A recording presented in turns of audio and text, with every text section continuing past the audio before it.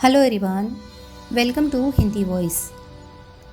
कुमार त्रिदीप के बार बार के स्नेहिल निमंत्रण को नकार नहीं पाने के कारण एक दिन पौष की कड़ाके की ठंड में व्योमकेश और मैं उनकी ज़मींदारी में पहुँचे। इरादा था कि हम वहाँ 7-8 दिन शांति से बिताएंगे। खुली जगह की साफ हवा में शरीर को तरोताज़ा कर फिर कोलकाता लौट आएंगे। आदर और देखभाल की कोई कमी नहीं थी। पहले दिन हमने घंटों घंटों में अपर्याप्त भोजन करने के साथ साथ कुमार त्रिदीप से बातचीत की। बातचीत में हालांकि खड़ा महाशय सर्वाधिकार पर अधिक स्थान जुगाड़ते रहे। रात के भोजन के बाद शयन कक्ष के दरवाजे तक हमें पहुंचाकर कुमार त्रिदीप ने कहा, कल सुबह हम शिकार पर निकलेंगे। मैंने सब व्यवस्था कर ली है। व्योमकेश उत्साह से पूछा, यहाँ शिकार मिलता है क्या? त्रिदीप ने बताया, मिलता है लेकिन बाघ टाग नहीं। मेरी ज़मींदारी की सीमा में एक बड़ा जंगल है। वहाँ हिरन, सुअर, खरगोश मिलते हैं। मोर, बन मुर्गी भी है। जंगल का ज़मींदार हिमांशु राय है। हिमांशु मेरे दोस्त। आज सुबह मैंने उसे पत्र लिखकर शिकार की अनुमति ले ली है। कोई आपत्ति तो नहीं? हम दोनों एक साथ बोले, आपत्ति? व्योमकेश ने जोर दिया, पर बाघ नहीं है, यही दुख की बात है। त्रिदीप ने कहा, एकदम कि नहीं है ये नहीं कह सकता। हर साल इस समय एक बाघ आता है, लेकिन बाघ पर भरोसा मत करो। और बाघ आया भी तो हिमांशु हमें मारने नहीं देगा, खुद ही मारेगा। कुमार ने हंसते हुए कहा, ज़मींदारी देखने की फुर्सत नहीं और शिकार का ऐसा जज्बा दिन रात या तो बंदूक के कमरे में या जंगल में होता है, जिसे कहते हैं शिकार दीवाना। टिप भी अद्भुत माटी में खड़े होकर बाघ मारता है। व्योमकेश ने जिज्ञासा से पूछा, आपने जमींदारी के चोराबाली का क्या नाम लिया? अजीब नाम है। हाँ, सुनने में आया है कि वहाँ कहीं थोड़ी चोराबाली है, लेकिन है कहाँ कोई नहीं जानता। तभी से चोराबाली नाम की उत्पत्ति है। हाथ की घड़ी की ओर देखते हुए कहा, और देर नहीं, सो जाओ, नहीं तो सुबह उठने में कठिनाई होगी। कहकर एक बीड़ी खींचते हुए चले गए।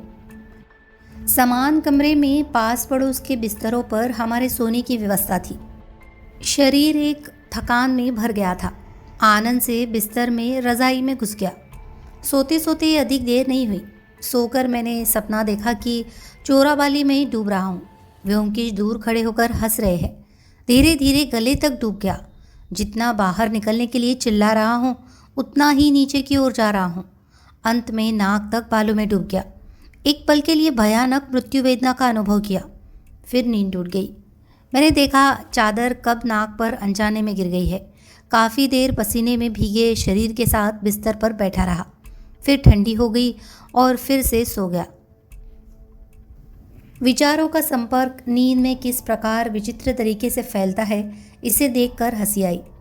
सुबह होते ही शिकार पर जाने की हड़बड़ी शुरू हो गई। किसी तरह हाफ पैंट और गर्म मोजे पहनकर केक के साथ गरम गरम चाय निकलते हुए मोटर में चढ़ गया। मोटर में 3 शॉटगन, ढेर सारे कारतूस और एक बुनाई का डिब्बा भरा हुआ खाना पहले से रखा गया था। कुमार त्रिदीप और हम 2 लोग पीछे की सीट पर ठूस ठूस कर बैठते ही गाड़ी छोड़ दी। कोहरे में ढके अस्पष्ट ठंडे सुबह के प्रकाश के बीच से हम हड़बड़ी में दौड़ने लगे। कुमार ने ओवरकोट की कॉलर के अंदर से ऑफ टंबल पर कहा, सूर्योदय से पहले पहुँचे तो मोर के जंगली मुर्गे पाना मुश्किल होगा। इस समय वे पेड़ों की शाखाओं पर बैठे रहते हैं। बेहतर निशाना है। मोटर में दिन का उजाला फैलने लगा।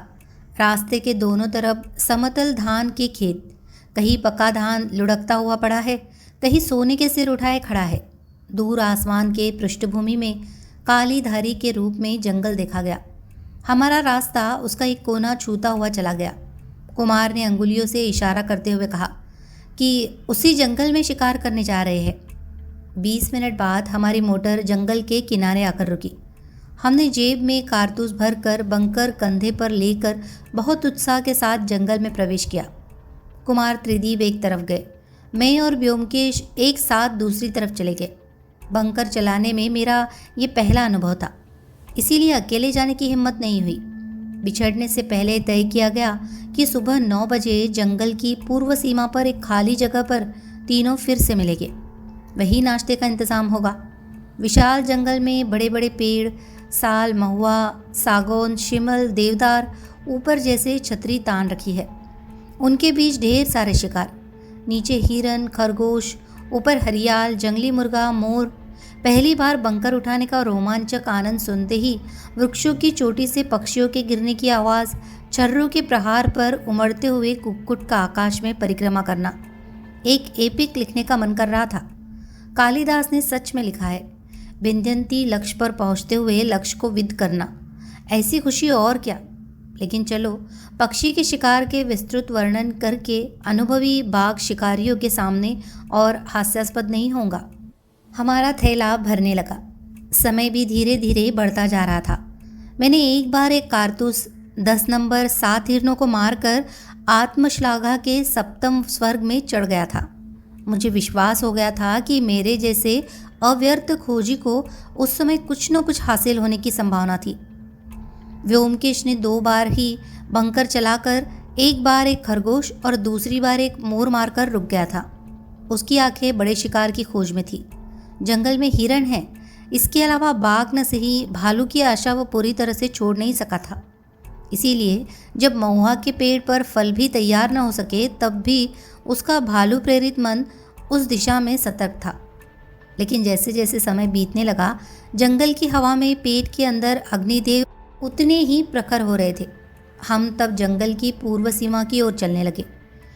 मैंने दूर से कुमार त्रिदीप की बंकर की आवाज़ सुनना जारी रखा था। अब देखा कि वह भी पूर्व दिशा की ओर मुड़ गए हैं। वनभूमि की घनी सन्निविष्ट पेड़ धीरे धीरे पतले होने लगे। अंततः हम धूप से भरे खुली जगह में नीले आसमान के तले आकर खड़े हो गए। सामने बालों की एक विस्तृत वलय लगभग 1/4 मील चौड़ी है। लंबाई का अनुमान नहीं लगाया जा सका। ये जंगल के किनारे पर अर्ध चंद्राकार फैली हुई है। बालों पर सूर्य की किरणें पड़कर दमक रही है। सर्दी की सुबह में इसे देखना बहुत सुंदर लग रहा था। ये बाल वलय जंगली क्षेत्र को पूर्व दिशा में और बढ़ने नहीं दे रहा है। संभवतः अतीत में एक बहती नदी थी, फिर प्राकृतिक आपदा, संभवतः भूकंपन के कारण खाद ऊंचाई पर आ गया, जल सूख गया और यह शुष्क बालू खुले मैदान में बदल गया। हम बालू के किनारे बैठकर सिगरेट जलाने लगे। थोड़ी देर बाद कुमार त्रिदीप आकर उपस्थित हुए। उन्होंने कहा, अच्छा, भूख कैसे नहीं लगी? वो देखो, दुर्योधन आ गया है, चलो। तब तक मैंने नहीं देखा था। कुमार त्रिदीप के उड़िया बावर्ची मोटर से बास्केट उतार कर पहले ही आ चुका था। थोड़ी दूर पर एक पेड़ के नीचे घास पर एक सफ़ेद तौलिया बिछाकर खाद्य पदार्थ सजाने में लगा था। उसे देखकर हम कुलायित प्रत्याशित संध्या के पक्षी की तरह उस ओर दौड़ पड़े। खाना खाते हुए कौन क्या पाया है उसकी गिनती शुरू हो गई। देखा गया, मेरे एक कारतूस में 7 हरियाल होने पर भी कुमार बहादुरी से जीत रहे थे। अखंड भोजन और पेय के रूप में थर्मोफ्लास्क से गर्म चाय खत्म करके फिर से सिगरेट जलाने लगे।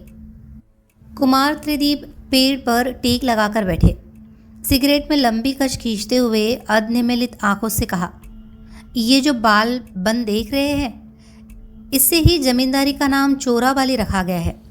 इस तरफ सब हिमांशु है, कहकर पूर्व दिशा की ओर इशारा किया। व्योमकेश ने कहा, मैंने भी यही अनुमान लगाया था। इस बाल की शीर्ष लंबाई कितनी है?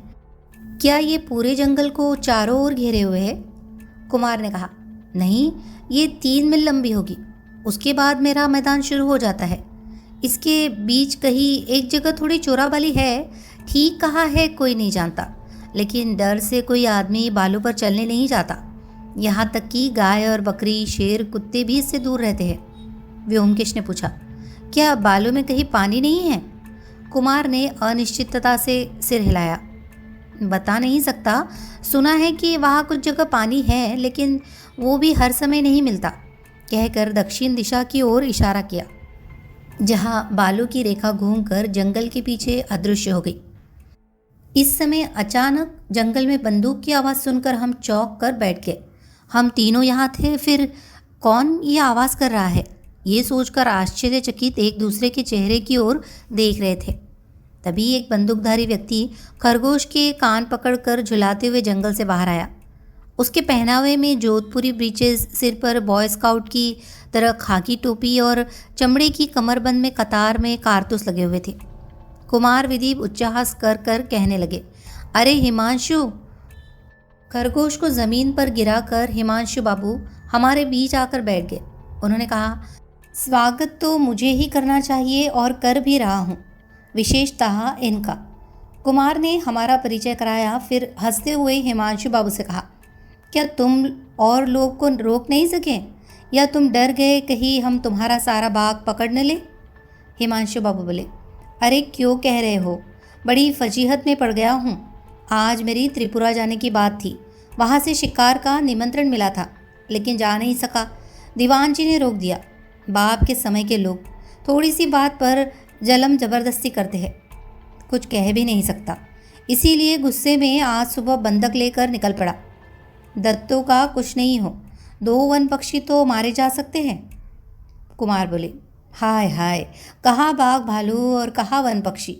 दुख होने की बात तो है, लेकिन जा नहीं सका, क्यों?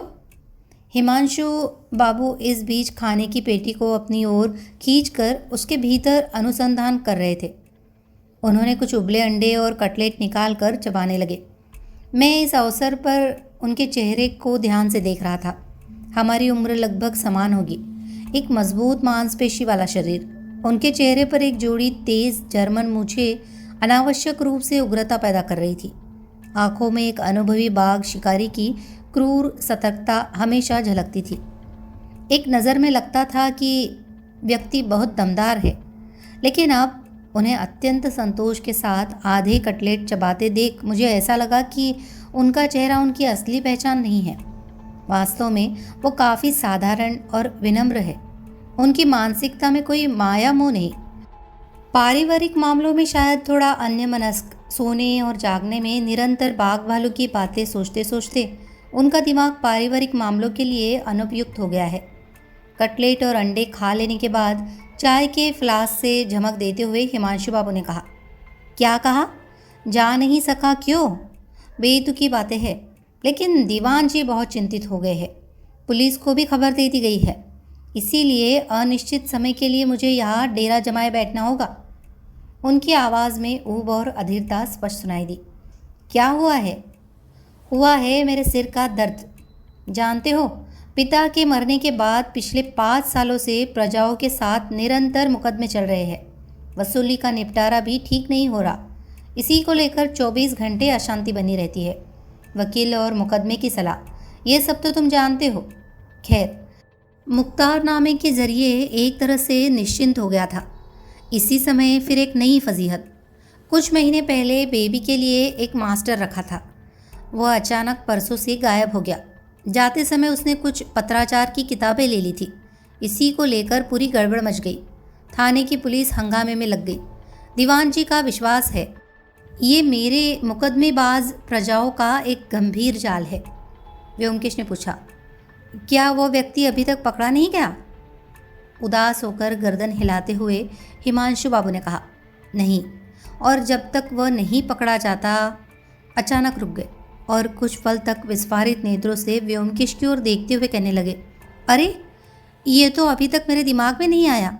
आप तो एक प्रसिद्ध जासूस है, चोर और डाकू के परम दुश्मन। व्योमकेश ने मृदु स्वर में कहा, सत्यान्वेषी। तो मियाँ, कृपया अगर आप 2-1 दिन में उसे निकाल सकते हैं तो मेरा त्रिपुरा का शिकार बच जाएगा। कल परसों के भीतर वहाँ पहुँच जाओ तो। हम सब हंस पड़े। कुमार त्रिदीप ने कहा, चोर का मन पकड़ लिया, तुम तो केवल शिकार की ही बातें कर रहे हो। व्योमकेश ने कहा, मुझे कुछ करने की ज़रूरत नहीं, पुलिस ही उसे खोज निकालेगी। ऐसे स्थानों से पूरी तरह गायब होना संभव नहीं है। अगर ये कोलकाता होता तो अलग बात थी। हिमांशु बाबू सिर हिलाकर बोले, पुलिस का काम नहीं। इन 3 दिनों में पूरे देश में उन्होंने हलचल मचा दी है। आसपास के सभी रेलवे स्टेशनों पर पहरा लगा रखा है, लेकिन अभी तक तो वे कुछ कर नहीं पाए हैं। दया करके व्योमकेश, आप इस केस को उठाइए। ये एक मामूली मामला है, आपको 2 घंटे भी नहीं लगेंगे। व्योमकेश ने उनकी उत्सुकता देखकर मृदु हंसते हुए कहा, ठीक है, घटना का आरंभ से अंत तक बताइए तो सुनते हैं। हिमांशु बाबू ने हाथ उल्टाते हुए कहा, क्या मैं सब जानता हूँ? शायद कुल मिलाकर भी उनसे 5 दिन नहीं मिले। जो कुछ जानता हूँ वही बता रहा हूँ। कुछ दिन पहले, शायद 2 महीनों का मामला है, एक दिन सुबह एक नालायक लड़का मेरे पास आया। मैंने उसे पहले कभी नहीं देखा। ऐसा लगा नहीं कि वह इस क्षेत्र का है। उस पर एक फटा कुर्ता था, पैरों में फटी चप्पल। वो दुबला पतला और अकाल पीड़ित की तरह दिखता था, लेकिन बात करने पर लगा कि पढ़ा लिखा है। उसने कहा उसे नौकरी नहीं मिल रही है। जो भी हो, एक नौकरी चाहिए। मैंने पूछा, तुम क्या काम कर सकते हो? उसने अपनी जेब से बीएससी की डिग्री निकाल कर दिखाई और कहा, जो काम देंगे वही करूँगा। उस युवक की हालत देखकर मुझे थोड़ी दया आई, लेकिन मैं क्या काम दूँ? सरकारी दफ्तर में तो एक जगह भी खाली नहीं है। सोचते सोचते याद आया, मेरी बेटी बेबी के लिए एक शिक्षक रखने की बात गिन्नी ने कुछ दिन पहले कही थी। बेबी इस साल 7वीं कक्षा में है, इसीलिए उसकी पढ़ाई की तरफ इस बार विशेष ध्यान देना ज़रूरी है। मैंने उसे शिक्षक रख लिया, क्योंकि हालात भले ही कैसे हो, वह युवक शिक्षित और भद्र संतान था। मैंने घर में ही बाहर के एक कमरे में रहने की व्यवस्था की। वह युवक कृतज्ञता से रो पड़ा। तब किसे पता था कि नाम जितना मुझे याद है, हरिनाथ चौधरी कायस्थ। खैर, वो वही रहने लगा, लेकिन मेरे साथ ज़्यादा मिलने जुलने का मौका नहीं मिला। बेबी को 2 बार पढ़ा रहा है, यही तक मुझे पता था। अचानक एक दिन सुना वह युवक किसी को बताए बिना कब गायब हो गया। गायब हुआ, मुझे कोई आपत्ति नहीं थी, लेकिन उसके बीच में कुछ बेवजह पुराने हिसाबों की किताब ले गया और मेरी तबाही कर गया। अब उसे निकालने तक मेरा कोई छुटकारा नहीं है। हिमांशु बाबू नीरव हो गए। व्योमकेश घास पर लंबा होकर लेट गया था। कुछ समय चुप रहकर उसने पूछा, लड़का कहाँ गया है? हिमांशु बाबू ने कहा, मेरे घर ही गया था। प्यार और देखभाल में कोई कमी नहीं थी। बेबी का मास्टर कहता है कि गृहिणी ने उसे खुद। इसी समय पीछे एक पेड़ की चोटी पर फटाफट की आवाज़ सुनकर हमने सिर उठाकर देखा। एक विशाल बनमुर्गा विभिन्न रंगों के पंखों से लदी एक पेड़ से दूसरी पेड़ की ओर उड़ा जा रहा था। दोनों पेड़ों के बीच की दूरी 30 हाथ से अधिक नहीं होगी, लेकिन पल भर में बंदूक की रीछ खोलकर टोटा भरकर हिमांशु बाबू ने फायर किया। पक्षी दूसरी पेड़ तक पहुंच नहीं पाया, बीच रास्ते में धपक कर जमीन पर गिर गया। मैं हैरानी में कह उठा, क्या निशाना है? व्योमकेश प्रशंसा की नज़र से देखकर बोला, सचमुच अद्भुत। कुमार त्रिदीप ने कहा, और क्या देखा? उसके पेट में तो अभी भी बहुत बड़ा आश्चर्य है। हिमांशु, तुम्हारे वो शब्दभेदी 5 एक बार दिखाओ। अरे नहीं, अब वो सब छोड़ो, चलो एक बार फिर जंगल में चलते हैं। वो तो होना ही चाहिए, वो दिखाना ही होगा। लो, आंखों में रुमाल बांधो। हिमांशु बाबू हंसते हुए बोले, क्या बचकानी बात है, वो तो एक बेकार का ट्रिक है। आप लोगों ने कितनी बार देखा है? हम भी कौतूहल से भर गए। बोले, ठीक है, आपको दिखाना ही होगा। तब हिमांशु बाबू बोले, ठीक है, दिखा रहा हूँ। कुछ नहीं, आंखें बंद करके सिर्फ आवाज़ सुनकर लक्ष्य पहचानना है। बंदूक में एक बुलेट भरकर बोले, व्योमकेश बाबू, आप ही रुमाल से आँख बांध दे, लेकिन देखिए कान दोनों खुले रहने चाहिए। व्योमकेश ने रुमाल से उनकी आंखें अच्छी तरह बांधी। तब कुमार त्रिदीप ने एक चाय का प्याला लेकर उसकी हंडली पर थोड़ी सी सूती रुई बांध दी। फिर उन्होंने पाँव की नोक से जाकर ऐसा कदम रखा कि हिमांशु बाबू समझ न सके कि वह किस दिशा में गए। लगभग 25 हाथ दूर एक पेड़ की डाली पर प्याला उल्टा कर दिया। व्योमकेश बोला, हिमांशु बाबू, अब शांति। कुमार त्रिदेव ने चम्मच से प्याले में चोट की। धमाकेदार आवाज़ हुई। हिमांशु बाबू बंदूक को गोद में लेकर जिस दिशा से आवाज़ आई वहाँ मुड़कर बैठ गए। उन्होंने एक बार बंदूक उठाई, फिर बोले, एक बार और बजाओ। कुमार त्रिदीप ने एक बार और आवाज़ करके शीघ्रता से आ गए। आवाज़ का प्रभाव पूरी तरह गायब होने से पहले बंदूक की आवाज़ आई। मैंने देखा प्याला चूर्ण होकर उड़ गया है, केवल उसका डंडा डाल से लटक रहा था। मैं मंत्रमुग्ध हो गया। पेशेवर जादूगरों के सजाए समारोह में ऐसे खेल देखने को मिलते हैं, लेकिन उसमें कई तरह की जटिलताएं होती है। ये तो एकदम सादा और खरा था। हिमांशु बाबू ने आंखों के रुमाल को खोलकर कहा, हो गया। हमारी मुक्तकंठ प्रशंसा सुनकर वह एक बार लज्जित हो गए। घड़ी की ओर देखकर उठकर खड़े हो गए और बोले, वो बात छोड़ो, आपकी साखियत और ज़्यादा सुनने से मेरे गणदेश का कमरा बिलूती बैंगन की तरह लाल हो जाएगा। अब उठो, चलो इतर प्राणियों के खिलाफ एक बार फिर से अभियान पर चले। बेला 1:30 बजे शिकार से थके 4 लोग मोटर के पास लौट आए। हरिनाथ मास्टर की कहानी चारों पर दब गई थी। हिमांशु बाबू को शायद नहीं पता व्योमकेश की मदद लेने में अब कोई विशेष रुचि नहीं थी। शायद वह इस तरह की तुच्छ बात के लिए नए परिचित को परेशान करने में संकोचित थे। शायद उन्होंने सोचा कि पुलिस ही जल्द इस मामले का एक समाधान कर देगी। जो भी हो, व्योमकेश ने ही विषय को उठाया और कहा, आपकी हरिनाथ मास्टर की कहानी अच्छे से सुनी नहीं गई। हिमांशु बाबू ने मोटर की फुटबोर्ड पर पैर उठाते हुए कहा, मैं जो कुछ जानता हूँ सब लगभग कह दिया और कुछ ख़ास जानने की आवश्यकता नहीं लगती। व्योमकेश ने और कुछ नहीं कहा। कुमार त्रिदीप ने कहा, चलो हिमांशु, तुम्हें मोटर से घर पहुँचा देता हूँ, तुम शायद पैदल ही आए हो। हिमांशु बाबू ने कहा, हाँ, पर सड़क से घर पड़ा है, इसलिए उस दिशा से खेतों खेतों आया हूँ। उस दिशा से लगभग 1 मील पड़ता है। यही कहकर उन्होंने दक्षिण की ओर इशारा किया। कुमार त्रिदीप ने कहा, सड़क से कम 2 मील, चलो तुम्हें पहुँचा दूँ। फिर हंसते हुए कहा, और अगर निमंत्रण देना हो तो दोपहर के आहार का आयोजन तुम्हारे घर पर ही कर लिया जाएगा। तुम क्या कहते हो? हमारी कोई आपत्ति नहीं थी, हम आनंद लेने आए थे। गृह स्वामी जहाँ ले जाएंगे वहाँ जाने के लिए राजी थे। हमने गर्दन हिलाकर सहमति जताई। हिमांशु बाबू ने कहा, बिल्कुल बिल्कुल, तुम तो आज मेरे ही मेहमान हो। इतनी देर ये प्रस्ताव न करने के लिए मुझे क्षमा कीजिए। खैर, उठो और गाड़ी में बैठो और देर मत करो। खाने पीने के बाद भी थोड़ा विश्राम कर सकते हो, फिर सीधे संध्या की चाय पीकर घर लौट लेना। व्योमकेश ने कहा, और यदि संभव हो तो इस बीच आपके पलायन मास्टर का कोई पता लगाया जा सके। हाँ, ये भी एक बात है। मेरे दविंदर शायद इस संबंध में और कई बातें बता सकेंगे। कहकर वह खुद आगे बढ़कर गाड़ी में चढ़ गए। हिमांशु बाबू ने बहुत आदर से हमें आमंत्रित किया, लेकिन मुझे कमज़ोर संदेह हुआ कि वो मन से खुश नहीं हो पा रहे थे। 10 मिनट बाद हमारी गाड़ी उनके विशाल उद्यान के लोहे के गेट से बाहर आकर महल के सामने खड़ी हो गई। गाड़ी की आवाज़ सुनकर एक प्रौढ़ व्यक्ति अंदर से बरामदे में आकर खड़ा हो गया। फिर हिमांशु बाबू को गाड़ी से उतरते देखकर वह खड़म पहने तेज़ी से उतरकर विचलित होकर बोले, बाबा हिमांशु, जो सोचा था वही हुआ। हरिनाथ मास्टर खाता ही चोरी नहीं किया, साथ में तिजोरी से 6,000 रुपये भी गए हैं। बेला 3 बज चुके थे। सर्दी की दोपहर ने इस बीच दिन के उजाले की चमक को म्लान कर दिया था। अब भट्टाचार्य जी के मुंह से मामला सुना जाए, कहते हुए व्योमकेश मोटे तकिए पर झुककर बैठ गया।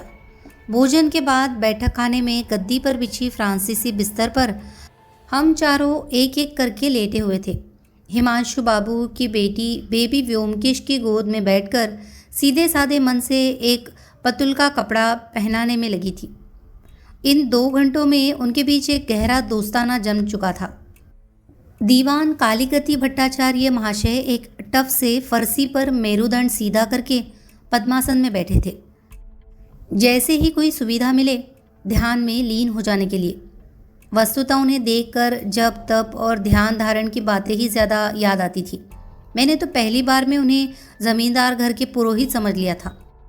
दुबला सुनहरे रंग का शरीर, मंडित चेहरा, गले में बड़े बड़े रुद्राक्ष की माला, माथे पर आदलियों की तरह एक सिंदूर का टीका, चेहरे पर तप और शांति का भाव।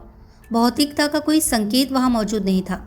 फिर भी यह संदेह नहीं कि एक शिकार आसक्त उदास जमींदार की विशाल संपत्ति रखना और उसे संचालित करना इस व्यक्ति की तीव्र निगरानी पर निर्भर करता है। मान्यता प्राप्त अतिथियों के सत्कार से लेकर जमींदारी की छोटी मोटी खटपट तक इनकी कुटिलता इशारे द्वारा नियंत्रित होती है। व्योमकेश की बात पर वे हिलकर बैठ गए। क्षण भर चुप्पी साध कर धीरे धीरे बोले, हरिनाथ आदमी दिखने में इतना साधारण और नाकारा है कि उसके बारे में बात करते समय मन में लगता है बोलने के लिए कुछ नहीं है। नईला कालापन जैसी एक लड़का। फिर भी उसकी पेट में इतना शैतानी छिपा था, ये कोई कल्पना भी नहीं कर सकता था। मैं लोगों को पहचानने में बड़ी गलती नहीं करता, एक नज़र में ही समझ जाता हूँ कि कौन किस तरह का व्यक्ति है। लेकिन वो लड़का मेरी आंखों में भी धूल डाल गया। मैंने एक बार भी शक नहीं किया कि यह उसकी वेशभूषा है और उसके मन में कोई बुरी मंशा है। पहले दिन जब वह आया था तब उसके कपड़ों के हालात देखकर मैंने भंडार से 2 जोड़ी कपड़े, 2 गेंजी, 2 कंबल निकाल कर दे दिए। एक कमरा हिमांशु बाबाजी ने उसे पहले ही दे दिया था। उस कमरे में पुराने कागजात थे, इसके अलावा खास काम का नहीं था। उसी कमरे में तख्त डालकर उसे सोने की व्यवस्था की गई। तय हुआ बेबी दिन में उस कमरे में ही पड़ेगी। उसके खाने पीने के बारे में मैंने तय किया था, अनादि सरकार या किसी आमलार के घर जाकर खा लेगा। आमलार सब पास पड़ोस में रहते हैं, लेकिन हमारी माँ लक्ष्मी ने उस प्रस्ताव पर सहमति नहीं दी। उन्होंने अंदर से कहकर भेजा कि बीबी के मास्टर अपने घर में ही खाएंगे पिएंगे। वही व्यवस्था ठहराई गई। फिर उसने बेबी को नियमित पढ़ाना शुरू किया। मैंने 2 दिन उसके पढ़ाने को देखा कि अच्छा पढ़ा रहा है। फिर और उसकी तरफ ध्यान देने का मौका नहीं मिला। कभी कभी मेरे पास आकर धर्म के बारे में 2-4 बातें सुनने के लिए बैठ जाता। इसी तरह 2 महीने गुजर गए। पिछले शनिवार को मैं शाम के बाद ही घर चला गया। आपने उस घर को देखा है जहाँ मैं रहता हूँ? गेट में प्रवेश करते समय दाईं तरफ जो पीला घर है, वही। कुछ महीने पहले मैंने अपनी पत्नी को देश भेज दिया। मैं अकेला रहता हूँ। खाना बनाने में मुझे कोई परेशानी नहीं होती। शनिवार रात को मुझे पूजा करने का विचार था, इसीलिए सुबह सुबह जाकर तैयारी कर पूजा में बैठ गया। उठने में देर हो गई। अगले दिन सुबह आकर मास्टर को नहीं पाया। कमरे में 12 बजे तक मास्टर का कोई अता पता नहीं था। मुझे संदेह हुआ। उनके कमरे में जाकर देखा, रात को वो बिस्तर पर सोए नहीं थे। तब जिस अलमारी में ज़मींदारी के पुराने हिसाब की किताबें रखी जाती है, वो खोल कर देखा। पिछले 4 साल के हिसाब की किताब नहीं थी। पिछले 4 साल से बड़े बड़े ज़मींदारों के साथ मुकदमे चल रहे हैं। संदेह हुआ कि ये उनकी साजिश है। ज़मींदारी का हिसाब अगर दुश्मन पक्ष के हाथ में चला गया तो उन्हें बहुत फ़ायदा होगा। मैंने समझा हरिनाथ उनकी जासूसी कर रहा है। मास्टर बनकर ज़मींदारी के ज़बरदस्ती प्रलेख करने के लिए आया था। पुलिस को खबर भेजी, लेकिन तब तक मुझे नहीं पता था कि संदूक से 6,000 रुपये भी चोरी हो गए हैं। ये कहकर दीवान जी चुप हो गए।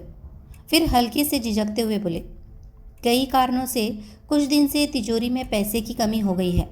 हाल ही में मुकदमे के खर्च आदि के लिए कुछ पैसे की ज़रूरत पड़ी थी, इसीलिए महाजनों से 6,000 रुपये हवाले लेकर संदूक में रखा गया था। वो पैसा एक पट्टी में बंधी हालत में संदूक के एक कोने में रखा था। इस बीच कई बार संदूक खोला, लेकिन पोटली खोलकर देखने का एक बार भी ध्यान नहीं आया। आज सदर से वकील पैसे की मांग करके भेजे है। पोटली खोलकर पैसे निकालने गया, देखता हूँ नोटों के बदले कुछ पुराने समाचार पत्र है। दीवान जी चुप हो गए। सब सुनते हुए व्योमकेश शांत होकर लेटा था। बोला, तो फिर संदूक का ताला सही है, चाबी किसके पास है? दीवान जी ने कहा, संदूक की 2 चाबियां हैं, एक मेरे पास है और दूसरी हिमांशु बाबाजी के पास। मेरी चाबी ठीक है, लेकिन हिमांशु बाबाजी की चाबी सुना है कि कुछ दिनों से नहीं मिल रही है। हिमांशु बाबू ने कहा, मेरी ही गलती है, चाबी कभी ठीक से नहीं रहती, कहाँ रखी भूल जाता हूँ। इस बार भी कुछ दिनों से चाबी नहीं मिल रही थी, लेकिन इसके लिए मुझे खास चिंतित नहीं होना पड़ा।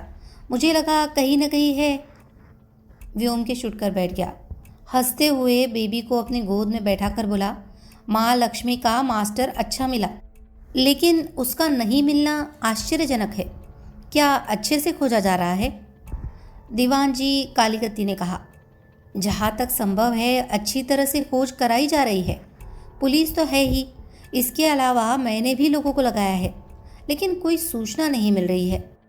बेबी पतुल रखकर व्योमकेश की गर्दन में हाथ लपेट कर बोली, मेरे मास्टर माई कब लौटेंगे? व्योमकेश ने सिर हिलाकर कहा, नहीं जानता, शायद वो लौटे नहीं। बेबी की आंखें आंसुओं से भर गई। ये देखकर व्योमकेश ने पूछा, क्या तुम मास्टर जी से बहुत प्यार करती हो? बेबी ने सिर हिलाया। हाँ, बहुत प्यार करती हूँ। वो मुझसे कितनी गणित पढ़ाते थे। ठीक है, बताओ 7 का नाम क्या होता है?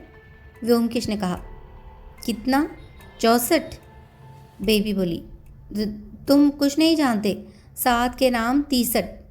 अच्छा, क्या तुम माँ काली की स्तुति जानते हो? व्योमकेश निराश होकर बोला, नहीं, माँ काली की स्तुति भी क्या तुम्हारे मास्टर जी ने सिखाई थी?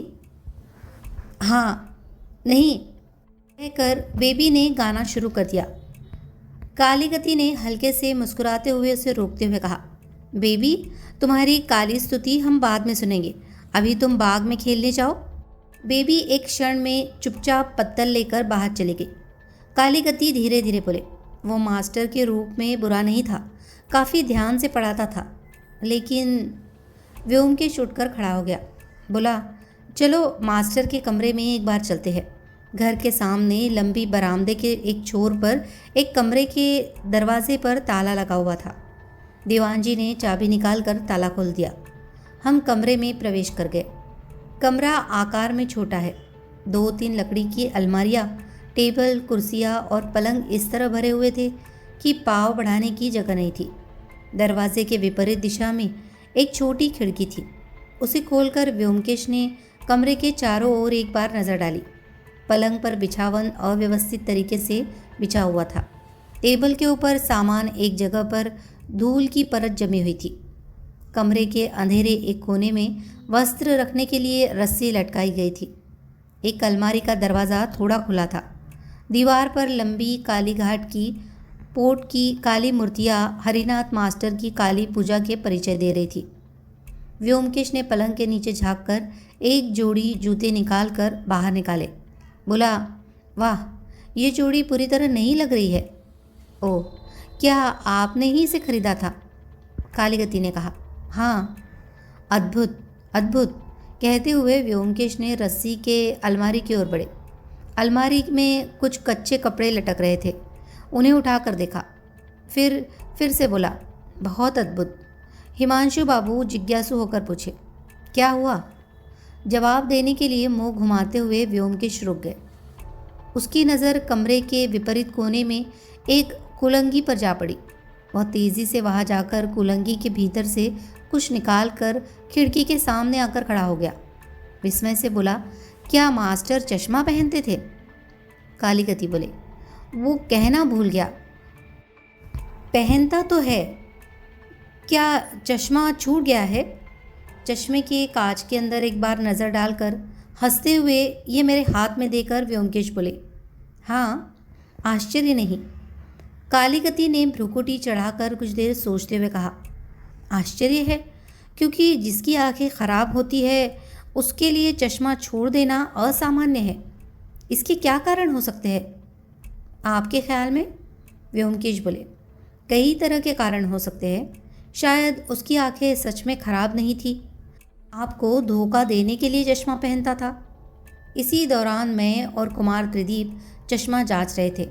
स्टील की फ्रेम का झुका हुआ चश्मा, कांच पुराना। कांच के अंदर देखने की कोशिश की, लेकिन धुएं के अलावा कुछ नहीं दिखा। कुमार त्रिदीप बोले, व्योमकेश बाबू, आपका अनुमान शायद सही नहीं है।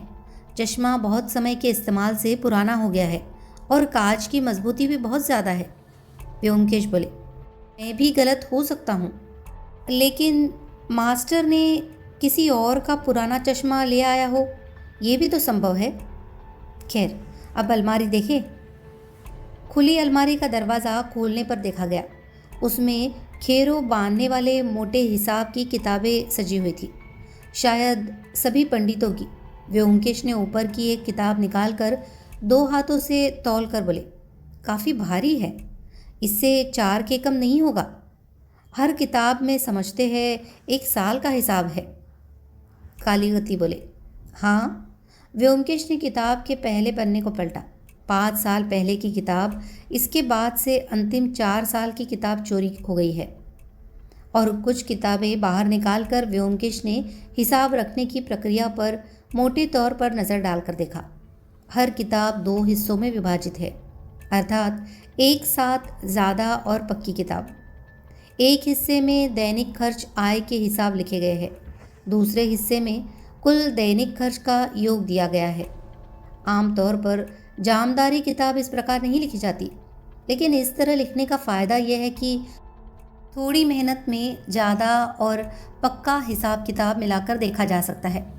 शुरू से ही व्योमकेश इस मामले को बहुत हल्के में ले रहा था। बहुत साधारण गति चरित्र के बिना इसमें और कोई विशेषता है, ऐसा उसे नहीं लगता था। लेकिन जब उसने कमरे की जांच खत्म की और बाहर आया, तब मैंने देखा कि उसकी आंखों की नज़र तेज़ हो गई है। और नज़र मैं पहचानता हूँ, कहीं उसने एक गड्ढे के कुछ संकेत पाए हैं। शायद जो बेहद तुच्छ समझा गया था वो उतना तुच्छ नहीं है। मैं भी मन में थोड़ा उत्साहित हो गया।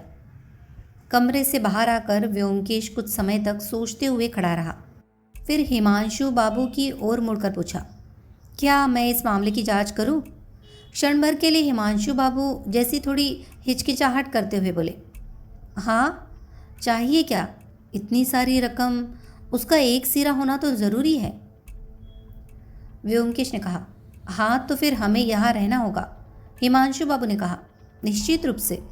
व्योमकेश ने कुमार त्रिदीप की ओर मुड़कर कहा, लेकिन कुमार बहादुर यदि अनुमति दे तो ही हम रह सकते हैं, हम उनके मेहमान हैं। कुमार त्रिदीप शर्मिंदा हो गए। हमें छोड़ने की उनकी इच्छा नहीं थी, लेकिन व्योमकेश की इच्छा को भी वह समझ सकते थे। व्योमकेश हिमांशु बाबू का काम करके कुछ अर्जित करना चाहते हैं, ऐसा संदेश शायद उनके मन में था। इसीलिए उन्होंने संकोच करते हुए कहा, ठीक है, अगर आप लोग रहने से हिमांशु के लिए फ़ायदा होता है। व्योमकेश ने सिर हिलाकर कहा, ये तो मैं नहीं कह सकता, शायद मैं कुछ भी नहीं कर पाऊँगा।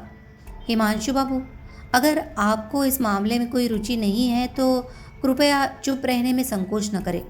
हम कुमार त्रिदीप के घर घूमने आए हैं, विशेष चिंता को कोलकाता में छोड़ आए हैं। इसीलिए यदि आपको मेरी मदद की ज़रूरत नहीं लगती तो मैं वरण से खुश ही रहूँगा।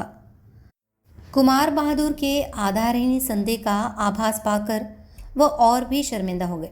जल्दी से बोले, नहीं नहीं व्योमकेश बाबू, आप लोग रहें, जब तक ज़रूरत हो रहे। आप लोगों के रहने से निश्चित रूप से इस मामले का समाधान कर सकेंगे। मैं रोज़ आकर आपकी खबर ले जाऊंगा। हिमांशु बाबू ने सिर हिलाकर समर्थन किया। हमारा रहना तय हो गया। इसके बाद चाय का समय हो गया। हम बैठक कमरे में लौट गए। लगभग चुपचाप चाय पीना समाप्त हुआ। कुमार त्रिदीप ने घड़ी की ओर देखकर कहा, 4:30 बजे है। हिमांशु, तो मैं आज चलता हूँ, कल फिर किसी समय आऊँगा। कहकर वे चल पड़े। कंपाउंड के बाहर मोटर इंतज़ार कर रही थी। मैं और व्योमकेश कुमार के साथ फाटक तक गए। कुमार बहादुर ने अपनी ज़मींदारी में हमारे लिए बहुत सारे मनोरंजन के इंतज़ाम किए थे। तालाब में मछली पकड़ना, नहर में नाव की सैर आदि। उनका ये सब बेकार हो गया था, जिसके लिए वह एक प्रकार से नाराज़ थे। मोटर के पास पहुंचकर उन्होंने पूछा, इस काम में आपको कितना समय लगेगा? व्योमकेश ने कहा, अभी कुछ नहीं कह सकता। आप मुझे पूरी तरह से कृतज्ञ मान रहे हैं, ये मान लेना स्वाभाविक है, लेकिन यहाँ की बात बहुत गहरी है। इसे सिर्फ मनोरंजन आह्लाद के बहाने नज़रअंदाज करना अन्याय होगा। कुमार बहादुर चौंक गए और बोले, क्या सच में? लेकिन मुझे तो इतना महसूस नहीं हुआ। खैर, काफ़ी पैसे गए। पैसों का जाना तो बहुत ही तुच्छ है। तो व्योमकेश ने एकदम चुप रहकर कहा, मेरा विश्वास है कि हरिनाथ मास्टर जिंदा नहीं है। हम दोनों चौंक पड़े। कुमार ने कहा, क्या? व्योमकेश ने कहा, ऐसा ही लग रहा है। आशा है कि ये सुनने के बाद आप मुझे आसानी से माफ़ कर देंगे। कुमार ने चिंतित चेहरे से कहा, नहीं नहीं, माफ़ करने की कोई बात नहीं है। आपको छोड़ना मेरा कर्तव्य है।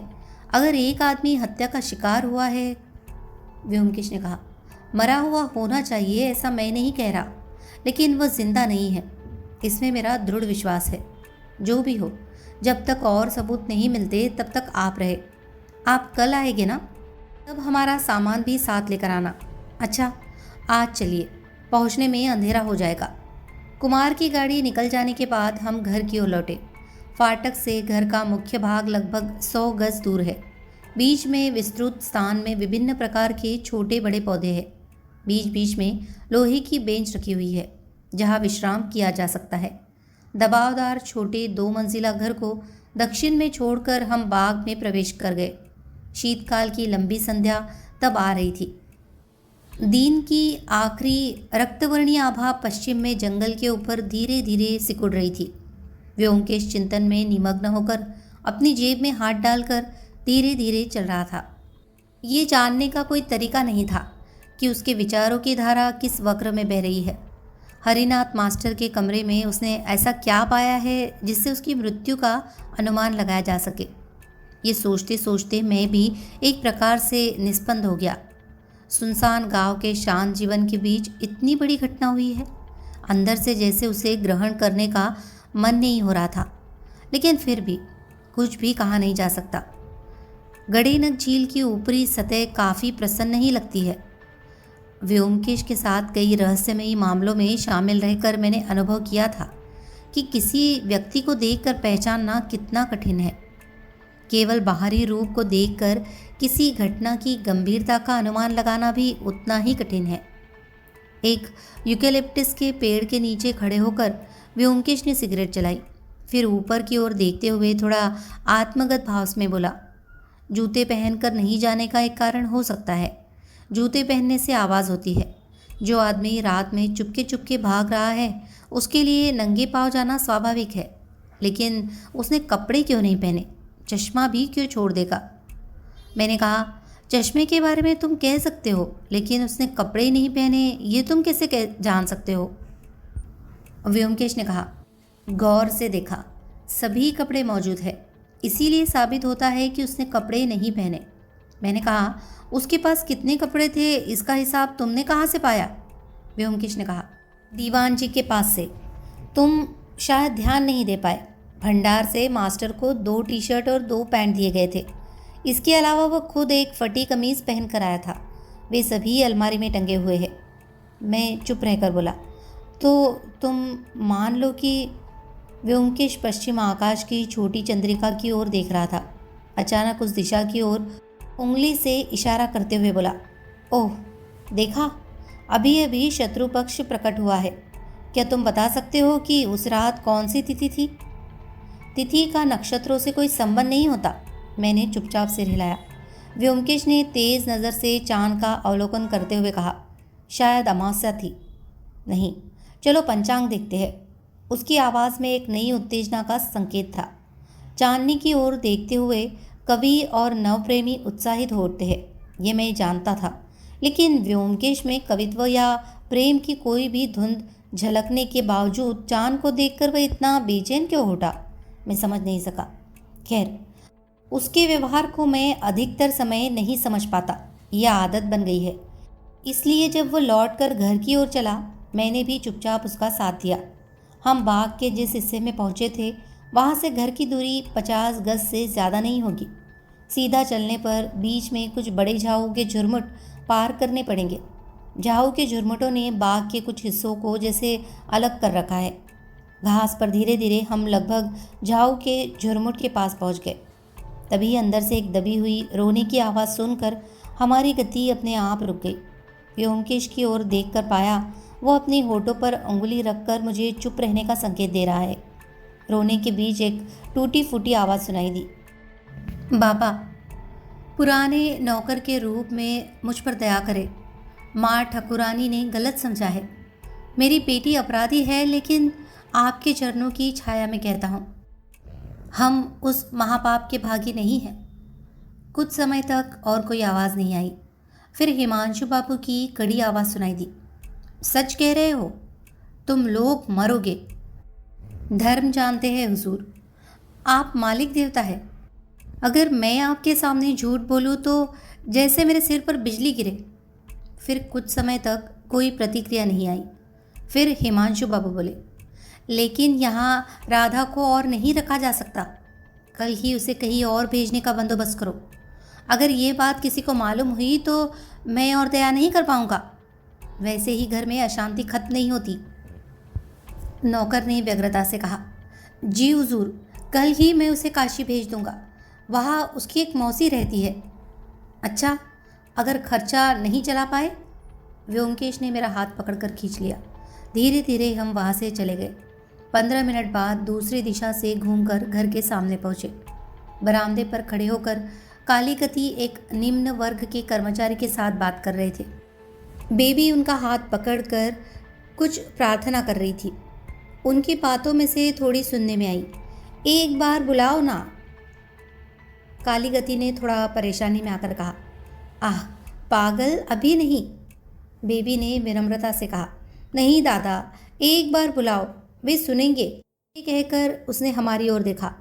कालीगति हमें देखकर आगे बढ़ आए और जो आदमी खड़ा था उसे जाने का इशारा करते हुए शांत मुस्कान में पूछा, बगीचे में घूम रहे थे? व्योमकेश ने कहा, हाँ। बेबी क्या कह रही है, किसे बुलाना है? कालीगति ने चेहरे के एक भाव में कहा, उसका पागलपन है, अभी शेर की आवाज़ निकालनी होगी। मैंने आश्चर्यचकित होकर कहा, वो कैसी आवाज़ है? कालीगति बेबी की ओर मुड़कर बोले, अब काम का समय है और परेशान नहीं करना, जाओ माँ के पास जाकर एक किताब पढ़ने बैठो। लेकिन बेबी छोड़ने का नाम नहीं ले रही थी। उसने अपना अंगूठा पकड़ लिया और बोलने लगी, नहीं दादा, एक बार। परेशान होकर कालीगति ने उसके कान के पास मुंह लाकर कहा, जब तुम सोने जाओगी तब सुनाऊंगा, अभी जाओ लक्ष्मी दीदी के पास। बेबी खुश होकर बोली, निश्चित रूप से, नहीं तो मैं सोऊंगी नहीं। अच्छा ठीक है। बेबी के जाने के बाद कालीगति बोले, अभी थाने से खबर लेकर लोग लौटे हैं, मास्टर का कोई पता नहीं चला। ओह, व्योमकेश ने कहा और फिर पूछा, अनादि नाम का कोई कर्मचारी है क्या?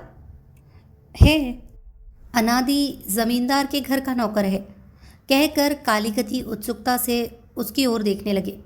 व्योमकेश ने जैसे एक पल सोचा और कहा, मुझे लगता है मैंने उसे देखा नहीं, क्या वह अमलादारों की बस्ती में ही रहता है? कालीगति बोले, नहीं, वह बहुत पुराने समय से काम करता है। घर के पीछे अस्तबल के पास कुछ कमरे हैं, वही एक कमरे में रहता है। क्या वह अकेला रहता है? नहीं, उसकी एक विधवा बेटी और पत्नी है। बेटी कुछ दिनों से बीमारी से पीड़ित है। मैंने अनादि से कहा कि वैद्य को बुलाओ, लेकिन वह राज़ी नहीं है। बोले अपने आप ठीक हो जाएगी। आप उसके बारे में क्यों पूछ रहे हैं? नहीं, कुछ नहीं, नज़दीक पड़ोस में कौन रहता है यही जानना चाहता हूँ। अन्य अमलादार साधारणतः बाहर रहते हैं। हाँ, उनके लिए एक दूर बसने की जगह तैयार कर दी गई है। हर शाम 7-8 घर अमलादार मौजूद रहते हैं। शहर से आना जाना करने में सुविधा नहीं होती, इसीलिए मालिक के समय में उनके लिए एक बस्ती बसाई गई थी। शहर यहाँ से कितनी दूर है? लगभग 5 मील होगा। आगे का रास्ता सीधा पूर्व दिशा में शहर की ओर गया है। इस समय हिमांशु बाबू घर के अंदर से आकर मुस्कुराते हुए बोले, व्योमकेश बाबू, मैं आपको अपने अस्त्रागार दिखाता हूँ। हमने उत्सुकतापूर्वक उनका अनुसरण किया। शाम गुजर चुकी थी। दीवान ने नियमित कार्य करने का समय आ गया कहकर दूसरी ओर चले गए। हिमांशु बाबू हमें एक मध्यम आकार के कमरे में ले गए। कमरे के बीचों बीच टेबल पर चमकदार रोशनी जल रही थी। मैंने देखा फर्श पर बाघ, भालू और हिरन की चमड़ी बिछी हुई थी। दीवार के किनारे किनारे कुछ अलमारी सजाई गई थी। हिमांशु बाबू ने एक एक कर अलमारियों का मुंह खोला, जिनमें विविध प्रकार की पिस्तौल और राइफलें भरी हुई थी। इन भयंकर हथियारों के प्रति उस व्यक्ति का अजीब मोह देखकर मैं आश्चर्यचकित हो गया। प्रत्येक के गुण धर्म के बारे में, कब किस जानवर को मारा, किसका वजन कितना है, किस राइफल की गोली बाई और थोड़ी लुढ़कती है, ये सब बातें उनके नखतर्पण में थी। वह इन अस्त्रों को प्राणांत तक किसी को न छूने देते थे। साफ करना, तेल लगाना, सब कुछ खुद करते थे। अस्त्रों का देखना खत्म होने के बाद हम उसी कमरे में बैठकर बातचीत करने लगे। कई विषयों पर चर्चा हुई। विभिन्न परिस्थितियों में एक ही व्यक्ति को इतने विभिन्न रूपों में देखना होता है कि उसके चरित्र के बारे में एक स्थिर धारणा बनाना कठिन हो जाता है। लेकिन कभी कभी स्वभाव छद्मवेशी लोगों का मन अत्यंत अंतरंगता से आत्मपरिचय दे देता है। इस कमरे में बैठे बिना किसी दबाव के साधारण चर्चा के बीच हिमांशु बाबू का मन भी जैसे स्वाप्रवृत्त होकर खुल गया। व्यक्ति का अत्यंत सरल मन भी उसकी बंदूक की गोली की तरह सीधी दिशा में चलता है। इस विषय में कम से कम मुझे कोई संदेह नहीं रहा। हमारी सजीव चर्चा कई रास्ते घूमते हुए कब अनजाने में विषय संपत्ति प्रबंधन, देश के जमींदार की स्थिति आदि के प्रसंग में जा पड़ी। हिमांशु बाबू इस संदर्भ में अपने बारे में कई बातें बताने लगे। पिछले कुछ वर्षों से उन्होंने प्रजाओं के साथ निरंतर संघर्ष में अपने मन को कड़वा कर लिया था। जमींदारी की आय लगभग बंद हो गई है, जबकि मुकदमों में खर्च की कोई खत्म नहीं। परिणाम स्वरूप पिछले कुछ वर्षों में कर्ज की मात्रा लगभग लाख के स्तर पर पहुंच गई है।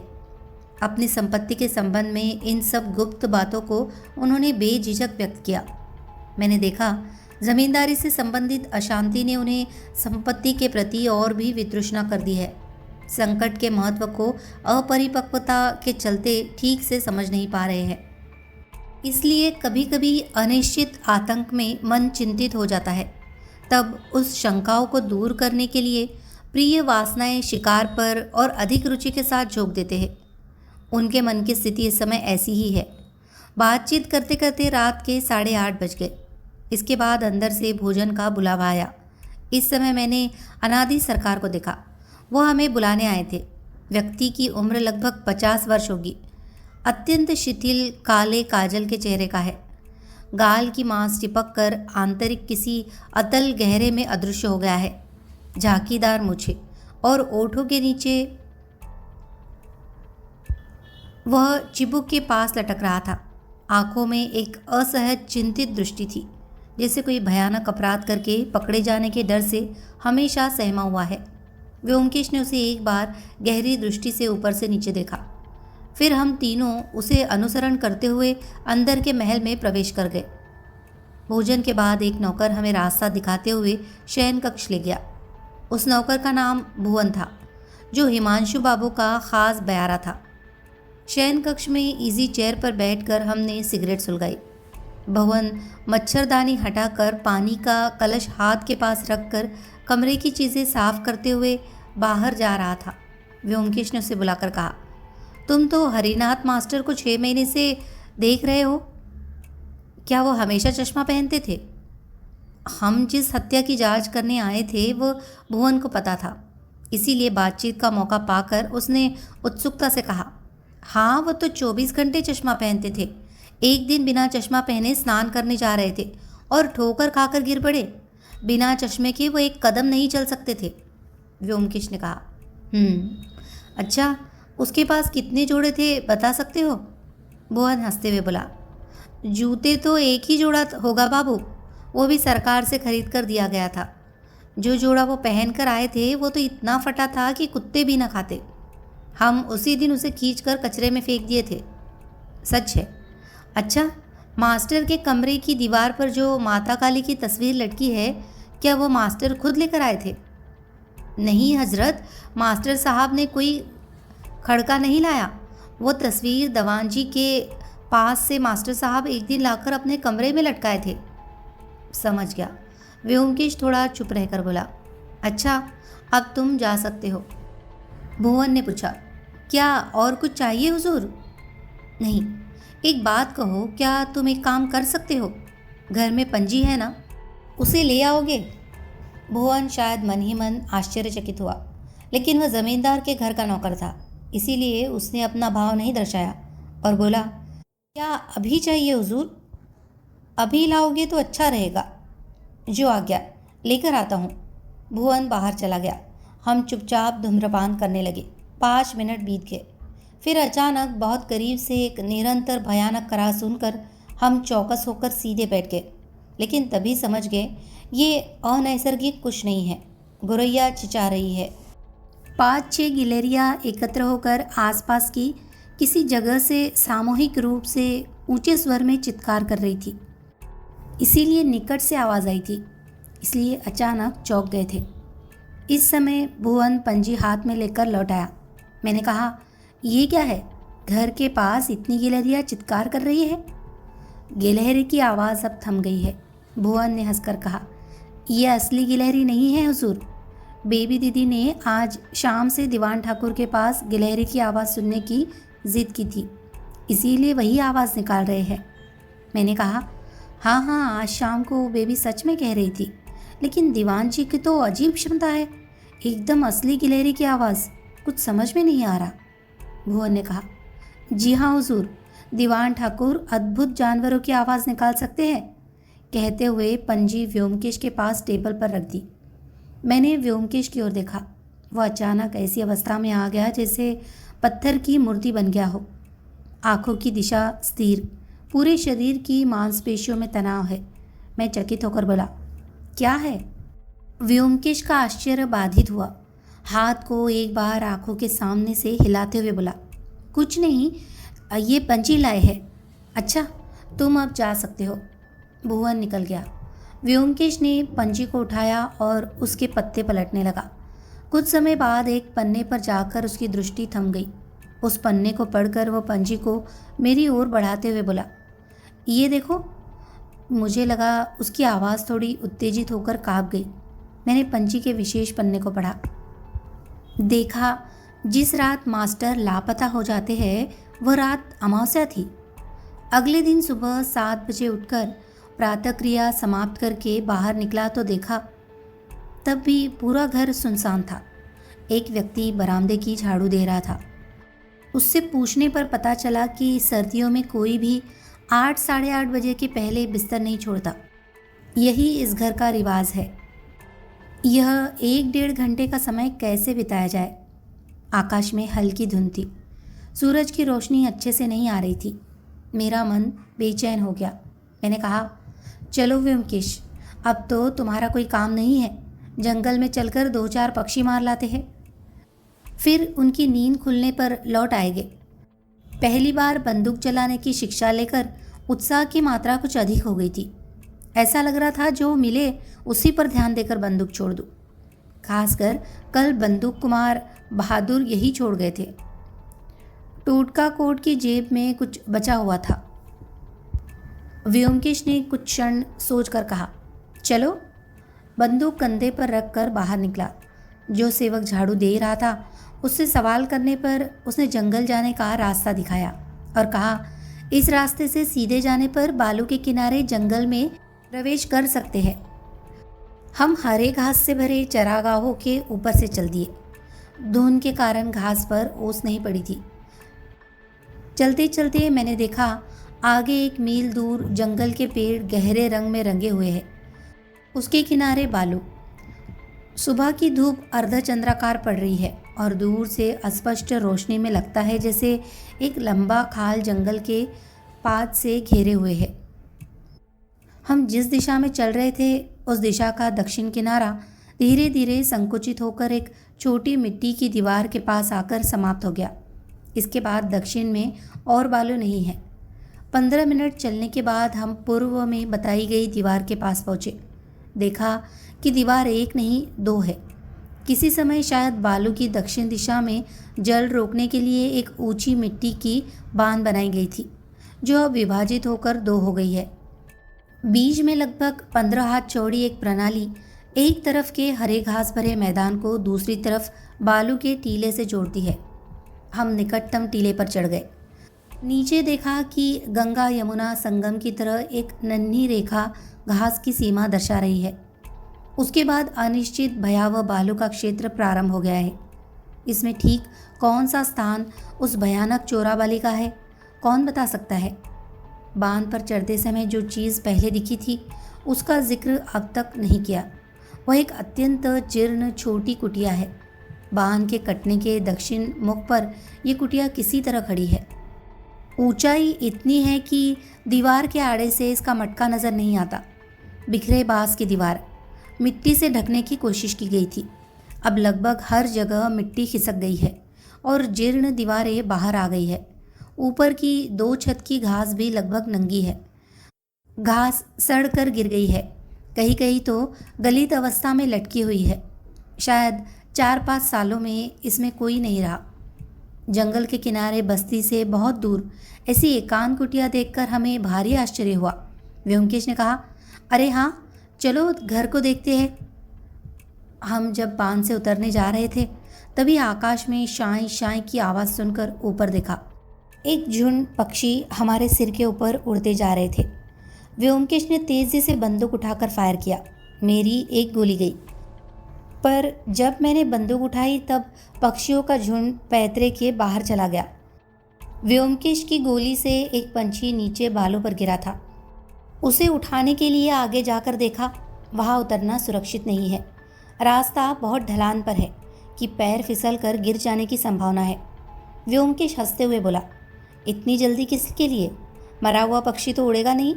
चलो उस दिशा से घर की ओर चलते हैं, कुटिया को भी देखेंगे।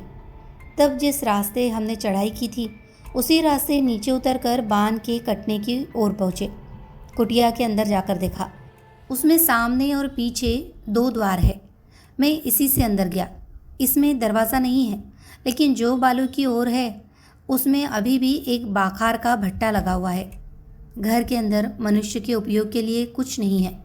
फर्श शायद एक समय पर कच्ची मिट्टी से ढका था, अब उस पर घास उगाई है।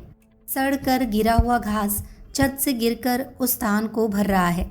घर की चौड़ाई 6 हाथ से ज़्यादा नहीं होगी, लेकिन लंबाई में बांध के मध्य का स्थान पूरी तरह भर गया है। इस दिशा से बालू की ओर जाने के लिए घर के अंदर ही जाना पड़ता है और कोई रास्ता नहीं है। व्योमकेश ने कमरे के गंदे फर्श को ध्यान से देखकर कहा, हाल ही में इस कमरे में कोई इंसान आया है। यहाँ की घास दब गई है, देखा? उस कोने में कुछ खींचा गया है। इस कमरे में इंसानों का आना जाना है। इंसानों का आना जाना कुछ अजीब नहीं है। चरवाहे बच्चे इस तरफ मवेशियों को चराने आते हैं। शायद इस कमरे में खेलते खेलते वो दोपहर बिताते हो सकता है, कहकर मैंने दूसरी दरवाजे का ताला खोलकर बालू की तरफ बाहर निकला।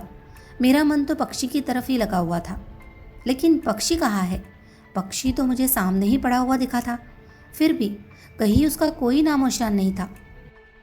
मैंने हैरान होकर व्योमकेश को बुलाकर कहा, अरे तुम्हारा पक्षी कहाँ गया? क्या सच में मरा पक्षी उड़ गया? व्योमकेश बाहर आया। उसने भी चारों ओर नजरें घुमाई, लेकिन कहीं भी पक्षी का एक पंख भी नहीं दिखा। व्योमकेश धीरे धीरे बोला, ऐसा तो है, चलो एक बार आगे देखते हैं, शायद आसपास कहीं हो। कहकर मैंने बालू पर कदम रखने की कोशिश की। तभी व्योमकेश का एक हाथ बिजली की तेज़ी से आकर मेरी कोट के कॉलर को पकड़ लिया। रुको! क्या हुआ? मैं आश्चर्य से उसके चेहरे की ओर देखने लगा। बालू पर पैर मत रखो। हाल ही में फेंके गए एक कारतूस की खाली शीट व्योमकेश ने अपनी जेब में रखी थी। अब वह इसे बाहर निकाल रहा था। उसने लगभग 20 हाथ दूर बालू पर फेंक कर कहा, अच्छी तरह देखो। उसकी आवाज़ में दबी हुई उत्तेजना थी। लाल रंग की खोल साफ तौर पर दिख रही थी। मैं उसकी तरफ ध्यान से देखने लगा। देखते देखते मेरी गर्दन खड़ी हो गई। क्या विनाश! कारतूस की खोल भारी तरफ नीचे गिरकर खड़ी हो गई, फिर चुपचाप बालू में अदृश्य हो गई। मैं इस चोरा बालू में वैसे ही कदम रखने जा रहा था जैसे बेवकूफ़। अगर व्योमकेश ने मुझे रोका न होता तो आज मुझे क्या होता, सोचकर मेरे शरीर का खून ठंडा हो गया। व्योमकेश की आंखें उत्तेजना से चमक रही थी। उसके होंठ कसे हुए थे और उसके दांत एक क्षण के लिए दिखाई दिए। वो बोला, देखा? क्या भयानक है, क्या भयानक है! मैं कंपित स्वर में बोला, व्योमकेश, तुमने आज मेरी जान बचाई। मेरी बात जैसे उसे समझ में नहीं आई। वह बस अस्पष्ट आवाज़ में बोलता रहा, क्या भयानक है, क्या भयानक है। मैंने देखा उसका चेहरा पीला पड़ गया था, लेकिन उसकी आंखों की नज़र कठोर हो गई थी। इसके बाद व्योमकेश कुटिया की छत से कुछ टुकड़े बकरी के तोड़कर लाया। एक एक करके उन्हें बालू पर फेंकना शुरू कर दिया। देखा, घास की सीमा से लगभग 10 हाथ दूर चोरा बालू शुरू हो गई है। कहाँ जाकर ख़त्म होती है ये पता नहीं, क्योंकि जितनी दूर बकरी फेंकी गई सब बकरियां डूब गई। पुरानी पीढ़ी के किसी दयालु जमींदार ने शायद प्रजाओं की जान बचाने के लिए ये बांध बनवाया होगा। फिर कालक्रम में बांध भी टूट गया है। उसके उद्देश्य को भी लोग भूल गए हैं। चोरावाली की सीमा निर्धारित करने के बाद हम फिर से झोपड़ी के अंदर से बाहर निकले। व्योमकेश ने कहा, अजीत, हमें चोरावाली का पता चला है, यह किसी को नहीं बताना, समझे? मैंने सिर हिलाया। व्योमकेश फिर झोपड़ी के सामने हाथ कमर पर रखकर खड़े होकर बोला, वाह, ये घर कितना खूबसूरत जगह पर है, देखा तुमने? पीछे 15 हाथ की दूरी पर चोरावाली, आगे 20 हाथ दूर गहरा जंगल, दोनों तरफ बांध। जानना चाहता हूँ कि इसे किसने बनाया। धुंध छड़ गई थी और सूरज निकल आया था। मैं जंगल की ओर देखता हूँ। वहाँ एक हाफ पैंट पहने आदमी कंधे पर बंदूक लादे लंबे कदमों से हमारी तरफ आ रहा है। जब वह पेड़ की छाया से बाहर आया, मैंने देखा हिमांशु बाबू। हिमांशु बाबू दूर से बोले, आप लोग कहाँ थे? मैं जंगल में भटक रहा हूँ। व्योमकेश धीरे से बोला, अजीत, याद रखना, चोराबाली के बारे में कोई बात नहीं। फिर ऊंची आवाज़ में बोले, अजीत के जाल में फंसकर मैं पक्षी शिकार पर निकला था। पक्षी तो सही सलामत है, लेकिन आर्म्स एक्ट के दुष्प्रभाव से अजीत ने जिस तरह से अभियान शुरू किया है, जल्दी ही पुलिस के हाथ में पड़ जाएगा। मैंने कहा, अब तो बस कोलकाता जाकर एक बंदूक का लाइसेंस खरीद लूँगा। हिमांशु बाबू हमारे बीच आकर खड़े हुए, बंदूक को नीचे रखते हुए बोले, फिर कुछ मिला? कुछ नहीं। आप तो पूरी तरह से राइफल लेकर निकले हैं, कहकर व्योमकेश ने उनके हथियार की ओर देखा। हिमांशु बाबू बोले, हाँ, सुबह उठते ही सुना कि जंगल में बाघ की आवाज़ सुनाई दी है, इसीलिए जल्दी से राइफल लेकर निकल पड़ा। नौकर ने बताया कि आप लोग इस तरफ आए हैं। एक चिंता हो गई, क्योंकि अचानक अगर बाघ के सामने पड़ गए तो आपके पक्षी और बंदूक कुछ काम के नहीं रहेंगे। व्योमकेश ने पूछा, आपने किससे सुना कि बाघ आया है? हिमांशु बाबू बोले, ये सच है कि किसी ने जोर देकर नहीं कहा। मेरा ग्वाला कह रहा था कि गाय सारी रात खौफ में थी, इसीलिए उसकी अटकलबाजी है कि शायद उन्हें बाघ की गंध महसूस हुई। इसके अलावा दीवान जी का कहना था कि उन्होंने रात में बाघ की आवाज़ जैसे एक आवाज़ सुनी थी। खैर, चलो अब लौट चलते हैं, अभी तक चाय नहीं पी है। हाथ में घड़ी देखकर व्योमकेश बोले, 8:30 बजे है, चलो। अच्छा, ये वाला घर किसका है? ऐसे निर्जन स्थान पर कौन सा घर बनवाया है? क्यों बनवाया? क्या आपको कुछ पता है? हिमांशु बाबू बोले, हाँ, जानता हूँ, चलते चलते बताता हूँ। तीनों लोग घर की ओर बढ़े।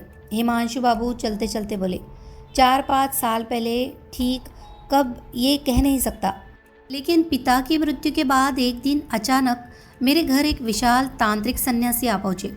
भयावह चेहरा, सिर पर जटा, बड़ी बड़ी दाढ़ी मूछें, 5 हाथ लंबे एक जवान, पहने सिर्फ एक लंगोट, आंखें दोनों लाल टक टक कर रही थी। मेरी ओर देखते हुए अत्यंत बुजुर्गता से तूतकारी कर कर बोले कि वह कुछ दिन मेरे आश्रय में रहकर साधना करना चाहते हैं। साधना में सन्यासी के प्रति मेरी विशेष भक्ति नहीं है। ये सब बुझेरे मेरे सहन के बाहर है।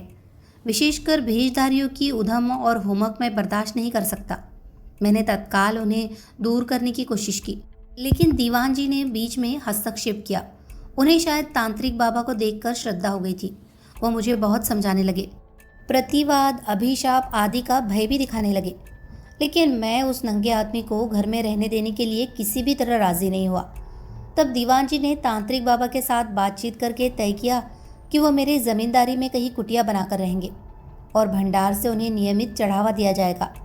दीवान जी की रुचि देखकर मुझे अंततः सहमति देनी पड़ी। बाबा जी ने तब इस जगह को पसंद करके कुटिया बना ली। 6 महीने यहाँ रहे, लेकिन उस दौरान मेरा उनसे कोई संपर्क नहीं हुआ। हालांकि दीवान जी प्रायः आते जाते रहते थे। अंत में उनकी भक्ति इतनी बढ़ गई कि सुनने में आया कि वो बाबा जी के पास माँ को लेकर गए। यद्यपि वो पहले से ही शक्ति आराधक थे, लेकिन इतनी बड़ा बड़ी नहीं थी। जो भी हो, बाबा जी एक दिन अचानक चले गए। तब से वह कमरा खाली पड़ा है। कहानी सुनते सुनते हम आराम से घर पहुँचे। चाय की तैयारी की गई थी। बरामदे में एक टेबल पर चाय, कचौरी, पक्षी के मांस के कटलेट, अंडे का आमलेट आदि कई प्रकार के लुभावने भोजन तैयार किए गए थे। हम बिना कोई बात किए कुर्सी खींचकर उन खाद्य पदार्थों के सेवन में जुट गए। सेवन कार्य थोड़ी देर आगे बढ़ा था, तभी बरामदे के सामने एक मोटर आकर रुकी।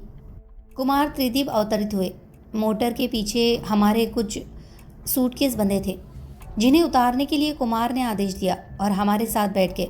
व्योमकेश की ओर देखते हुए पूछा, कैसे है? व्योमकेश ने अनिश्चितता से सिर हिलाते हुए कहा, ज़्यादा कुछ नहीं, लेकिन 2-1 दिन के भीतर कुछ निपट जाएगा ऐसी उम्मीद है। आज एक बार शहर जाना ज़रूरी है, पुलिस से कुछ जानकारी लेनी होगी। कुमार त्रिदीप बोले, बिल्कुल, चलो मेरी गाड़ी में घूम कर आते हैं। अब निकलेंगे तो दोपहर 12 बजे के भीतर वापस आ जाएंगे। व्योमकेश ने सिर हिलाया। मुझे थोड़ा समय लगेगा, शाम से पहले वापस नहीं आ पाऊंगा। एकदम खाना पीना कर लेना ठीक होगा। कुमार बोले, ये भी बुरा नहीं।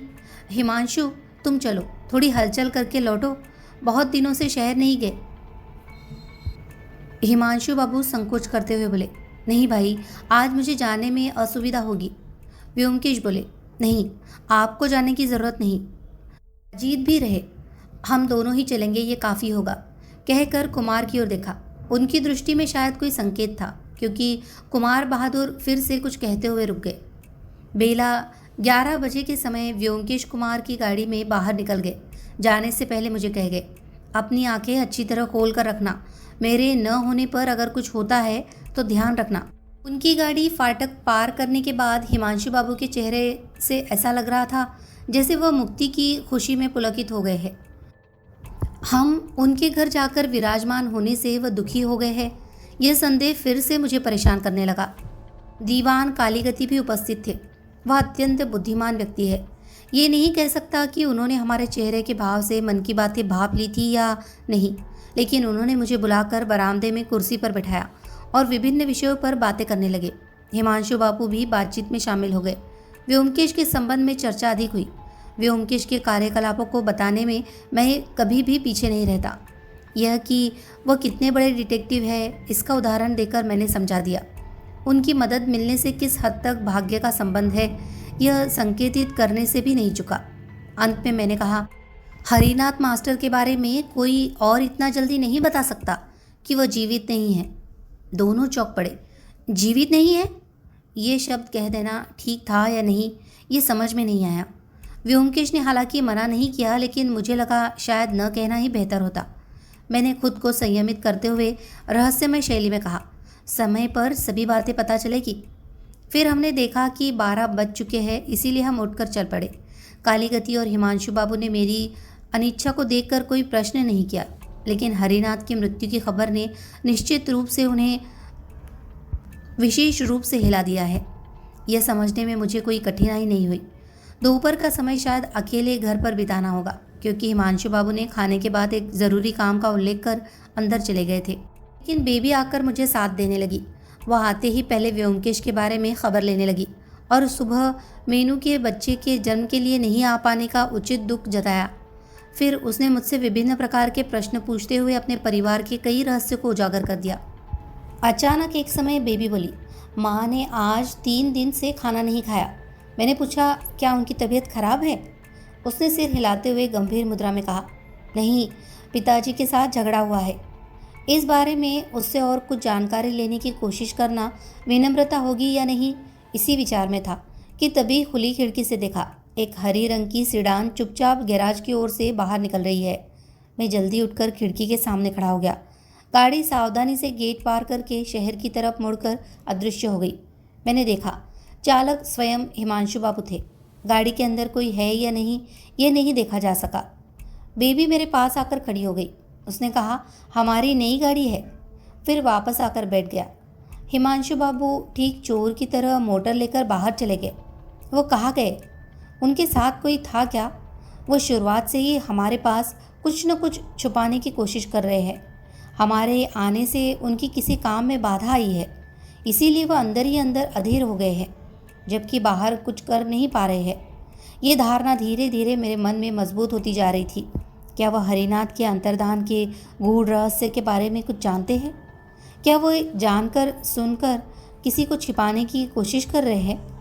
भयभीत नज़र अनादि सरकार की बात याद आई।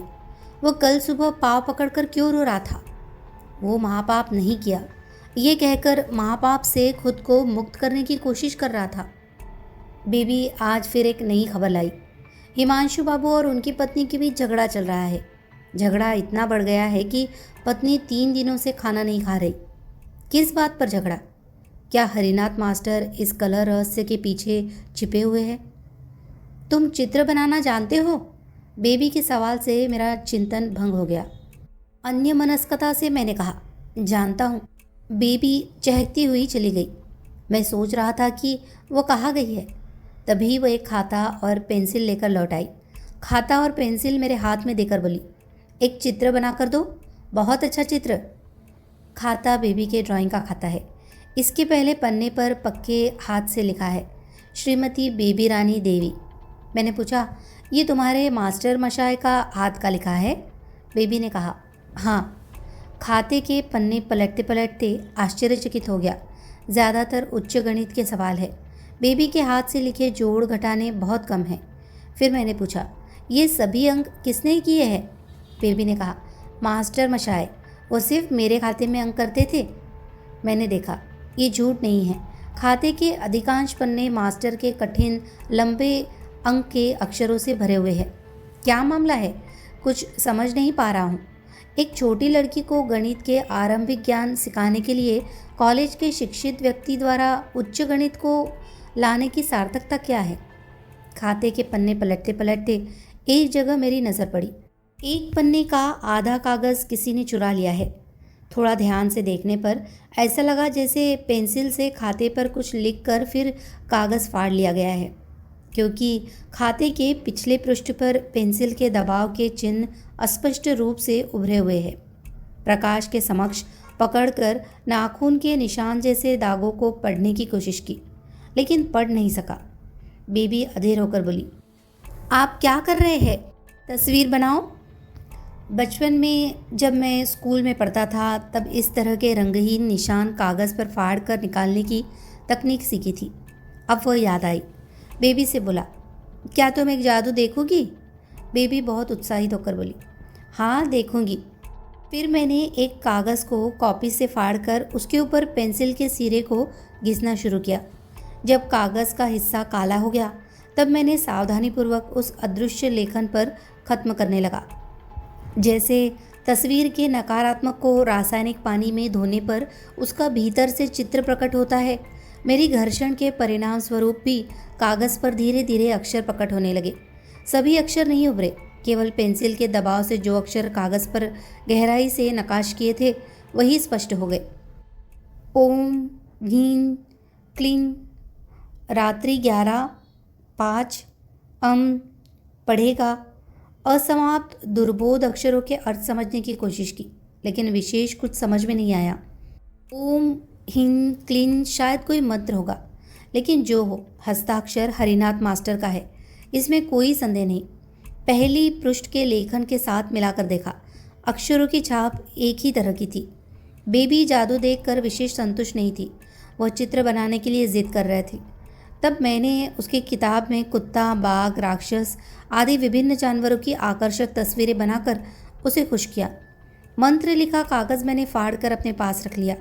बेला 3:30 बजे हिमांशु बाबू लौट आए। मोटर बिना किसी आवाज़ के प्रवेश करके घर के पीछे गैरेज की ओर चली गई। कुछ समय बाद हिमांशु बाबू की आवाज़ सुनाई दी। वह भवन के बेरा को चाय की व्यवस्था करने का आदेश दे रहे थे। व्योमकेश जब लौटे तो शाम हो रही थी। कुमार गाड़ी से नहीं उतरे। व्योमकेश को उतारकर शरीर अच्छा महसूस नहीं कर रहा कहकर चले गए। तब व्योमकेश के आने पर एक बार फिर चाय आई। चाय पीते पीते बातचीत शुरू हुई। दीवान जी भी आकर बैठ गए। उन्होंने व्योमकेश से पूछा, क्या हुआ? व्योमकेश चाय में फूंक कर बोला, विशेष कुछ नहीं हुआ। पुलिस का अनुमान है कि हरिनाथ मास्टर को कोई प्रजा अपने घर पर छिपाए हुए है। दीवान जी बोले, आपका ऐसा मानना नहीं है? व्योमकेश ने कहा, नहीं, मेरा अनुमान कुछ और है। क्या आपका अनुमान है कि हरिनाथ बचे नहीं? व्योमकेश ने एक आश्चर्य से कहा, आपको कैसे पता चला? ओह, अजीत ने कहा था। हाँ, मेरा ऐसा अनुमान है। मैं भी सही हो सकता हूँ। कुछ समय तक कोई बात नहीं हुई। मैं अत्यंत अस्वस्थता महसूस करने लगा। व्योमकेश के चेहरे को देखकर ऐसा कुछ नहीं लगा कि वह मुझसे नाराज़ है, लेकिन उसके चेहरे को देखकर हमेशा उसके मन की बातें नहीं समझी जा सकती।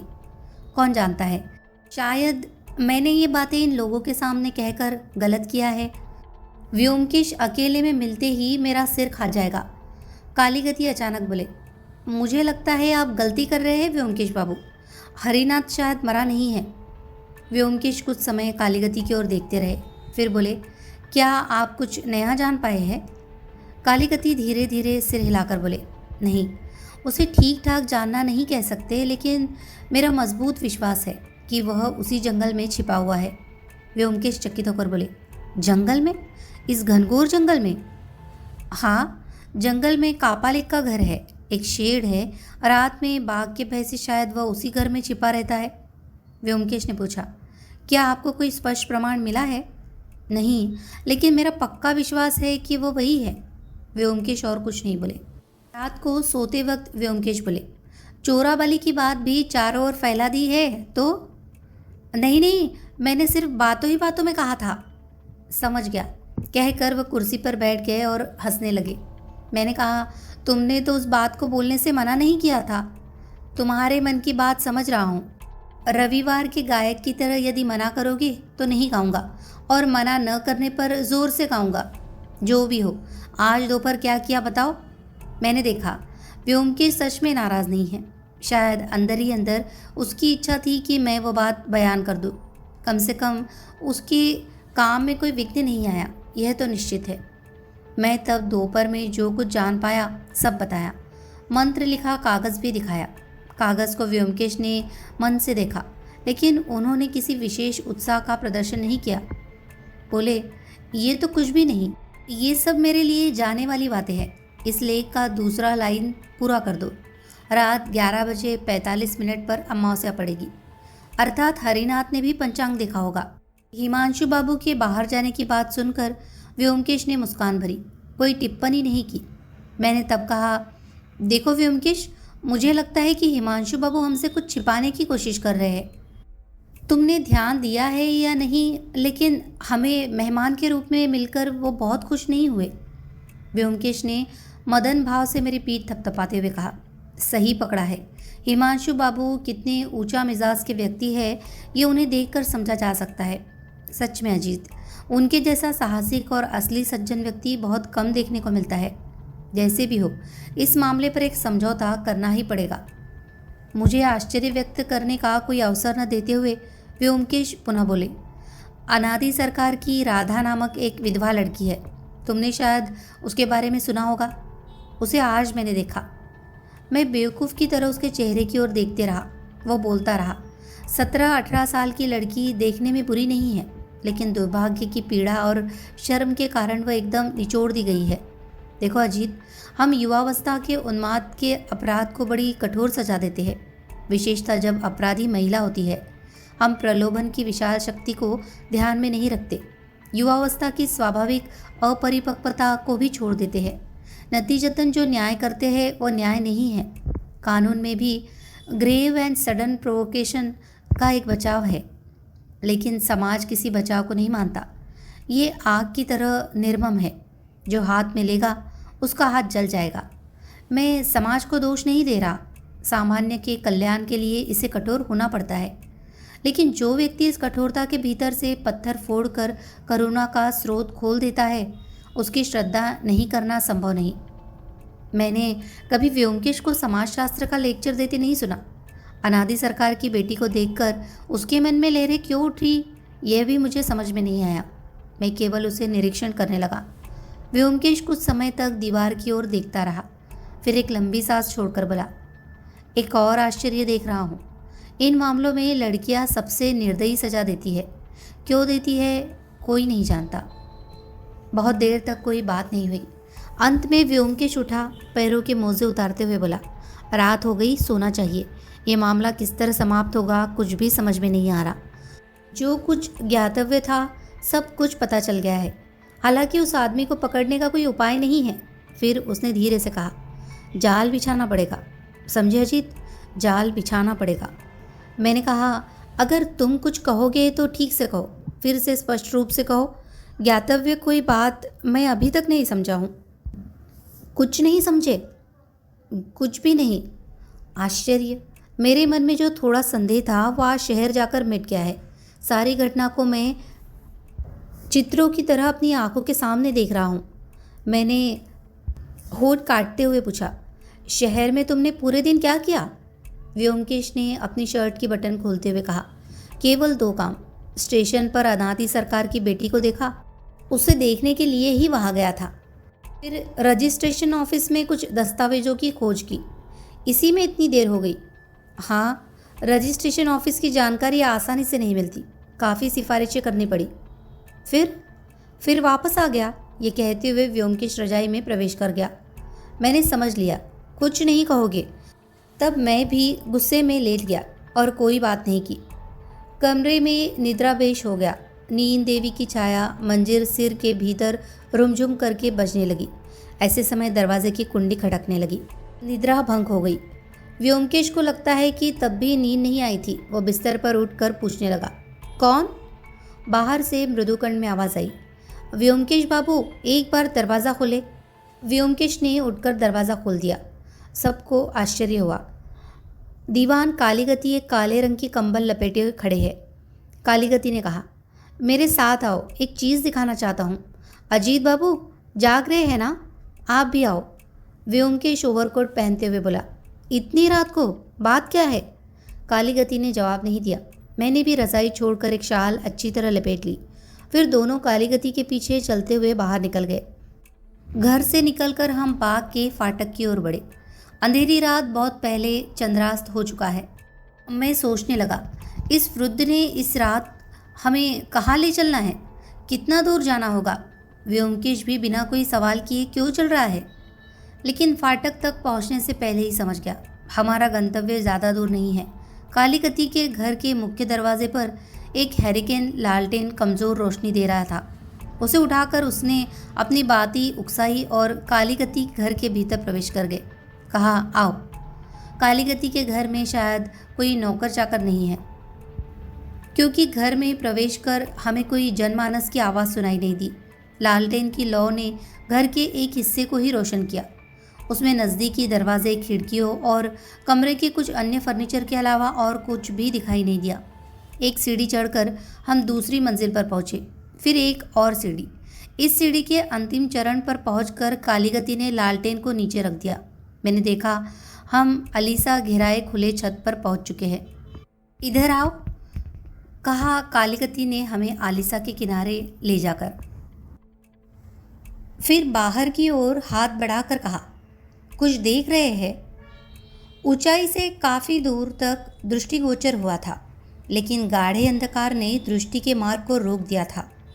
इसीलिए चारों ओर अभेद्य तमिस्र के सिवा और कुछ दिखाई नहीं दिया। केवल कालीगति की अंगुलियों के इशारे के अनुसरण करते हुए दूर एकमात्र प्रकाश की बिंदु देखी। चक्रवातशाही मंगल ग्रह के जैसे अरक्तिम रूप से जल रही थी। व्योमकेश ने कहा, एक प्रकाश जल रहा है, या फिर आग हो सकती है। कहाँ जल रहा है? कालीगति ने कहा, जंगल के किनारे जो कच्चा घर है उसी के भीतर। वह जो कपालिक महाप्रभु थे, क्या वह फिर से लौट आए हैं? व्योमकेश का व्यंग हास्य सुनाई दिया। नहीं, मेरा विश्वास है ये हरिनाथ मास्टर। ओ, व्योमकेश जैसे चौंक उठे।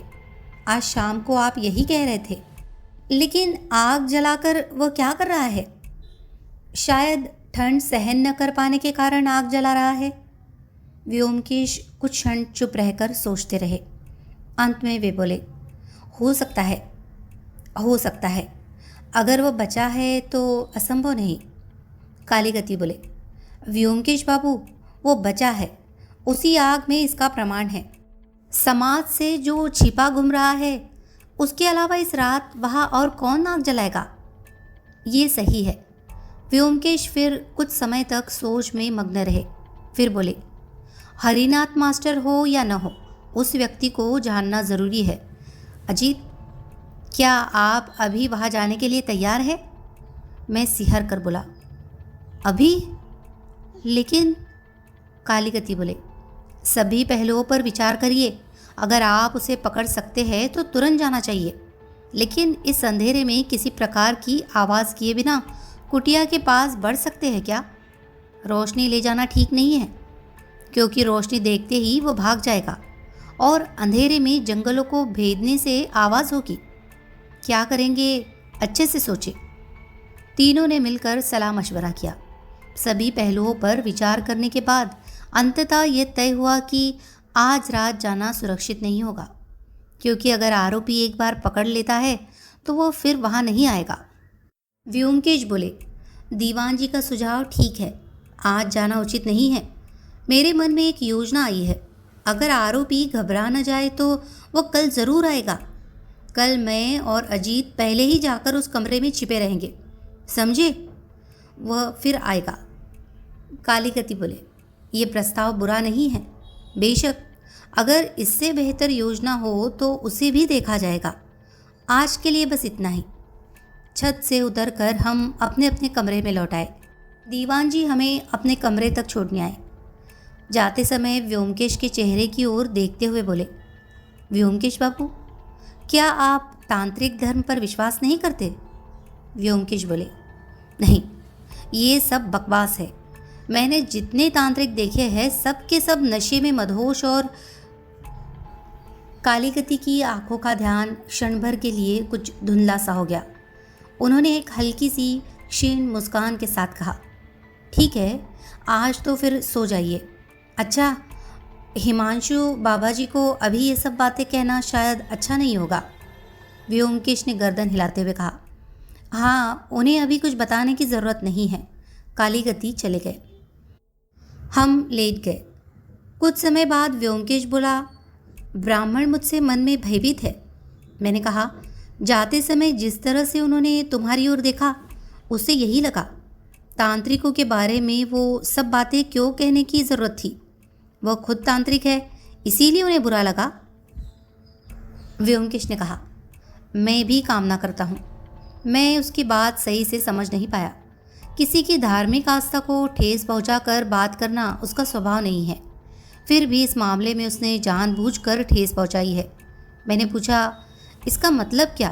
ब्राह्मण को बिना कारण परेशान करना कोई फ़ायदेमंद है क्या? ये कल समझ में आएगा।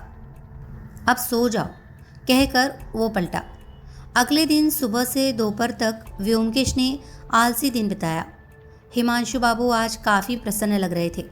विविध बातों में हंसते खिलखिलाते और शिकार की कहानियों से हमारा मनोरंजन करने लगे, जैसे कि हम एक गड्ढे के रहस्य को उजागर करने के लिए उनके मेहमान बने हैं।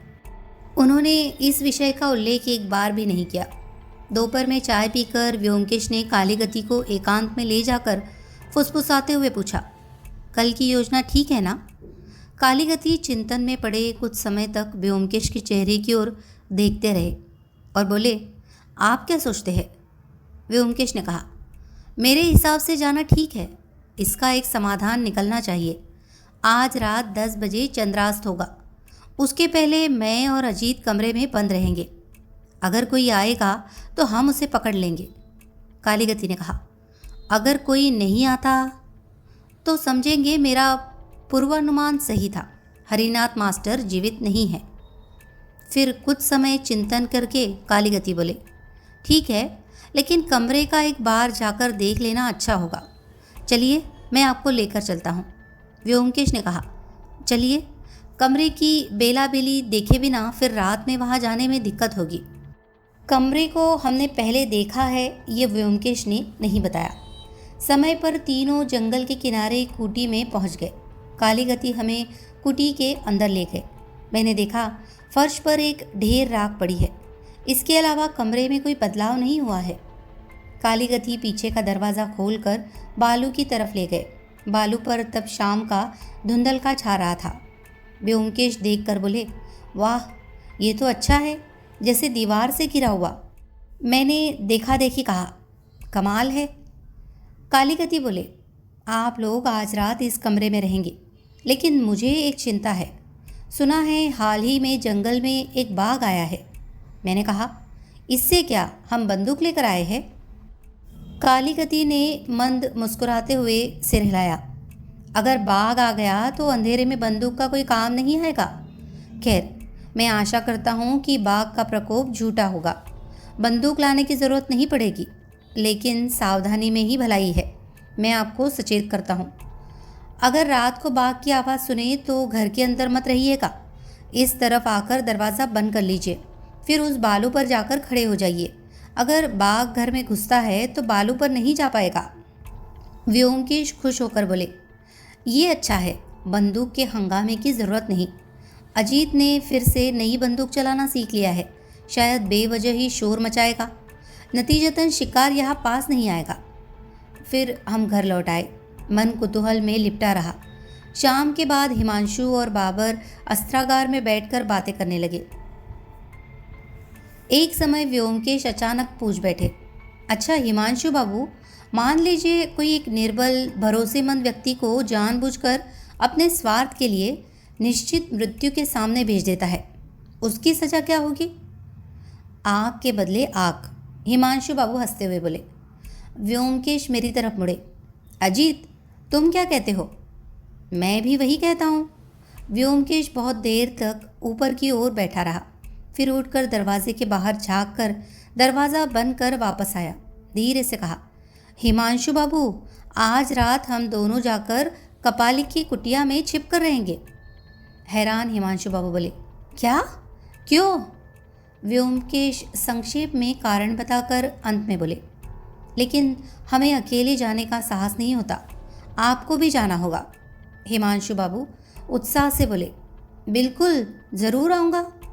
व्योमकेश बोले, लेकिन ये बात किसी को भी पता न चले, वरना सब बर्बाद हो जाएगा। सुनिए, हम अनुमान से 9:30 बजे घर से निकलेंगे। आप आधे घंटे बाद निकले, कोई जान न सके। यहाँ तक कि हमारे जाने के बारे में आपको भी कोई इशारा नहीं देना है। ठीक है, और आपका सबसे अच्छा राइफल साथ ले जाएंगे। हम बीच में ही जाएंगे। रात 9 बजे के भीतर भोजन आदि खत्म कर हम अपने कमरे में प्रवेश कर गए। तैयारी करके हम बाहर निकलते ही ठीक 9:30 बज गए। बगीचे को पार करके मैदान में कदम रखते हुए एक समय दबे स्वर में किसी ने पुकारा, व्योमकेश बाबू। पास जाकर देखा, एक पेड़ की आड़ से बाहर आ रहा काली गति। वो शायद इतने समय से हमारे लिए इंतज़ार कर रहा था। नज़दीक आकर बोला, जा रहे हैं, देखता हूँ कि आपने बंदूक नहीं ली। अच्छा, याद रखे, अगर बाघ की आवाज़ सुने तो बालों पर जाकर खड़े हो जाइए। हाँ, याद है। चंद्र अस्त होने में देर नहीं है, अभी जंगल के पीछे छिप जाएगा। काली गति की मत कहते हैं दुर्गा दुर्गा सुनकर हम चलने लगे। कुटीर में पहुंचकर व्योमकेश ने जेब से टॉर्च निकाली। एक पल के लिए एक बार जलाकर कमरे के चारों ओर देख लिया, फिर वह ज़मीन पर बैठकर बोले, बैठो। मैं बैठकर पूछने लगा, सिगरेट जला सकता हूँ? जला लो, लेकिन लाइटर की रोशनी को हाथ से छिपा कर रखना। दोनों ने उसी तरह माचिस जलाकर सिगरेट जला लिया और चुपचाप पीने लगे। आधे घंटे बाद बाहर एक आवाज़ आई। व्योमकेश ने पुकारा, हिमांशु बाबू बैठिए। हिमांशु बाबू राइफल लेकर आए और बैठ गए। तब तीनों ने उस कूटे के फर्श पर बैठकर लंबी प्रतीक्षा शुरू की। बीच बीच में हल्के स्वर में कुछ बातें होने लगी। हिमांशु बाबू की कलाई में बंधी घड़ी के रेडियम की रोशनी समय के शांत संचार को प्रदर्शित करने लगी। 12:25 पर एक भयानक गहरा शब्द सुनकर तीनों एक साथ उछलकर खड़े हो गए।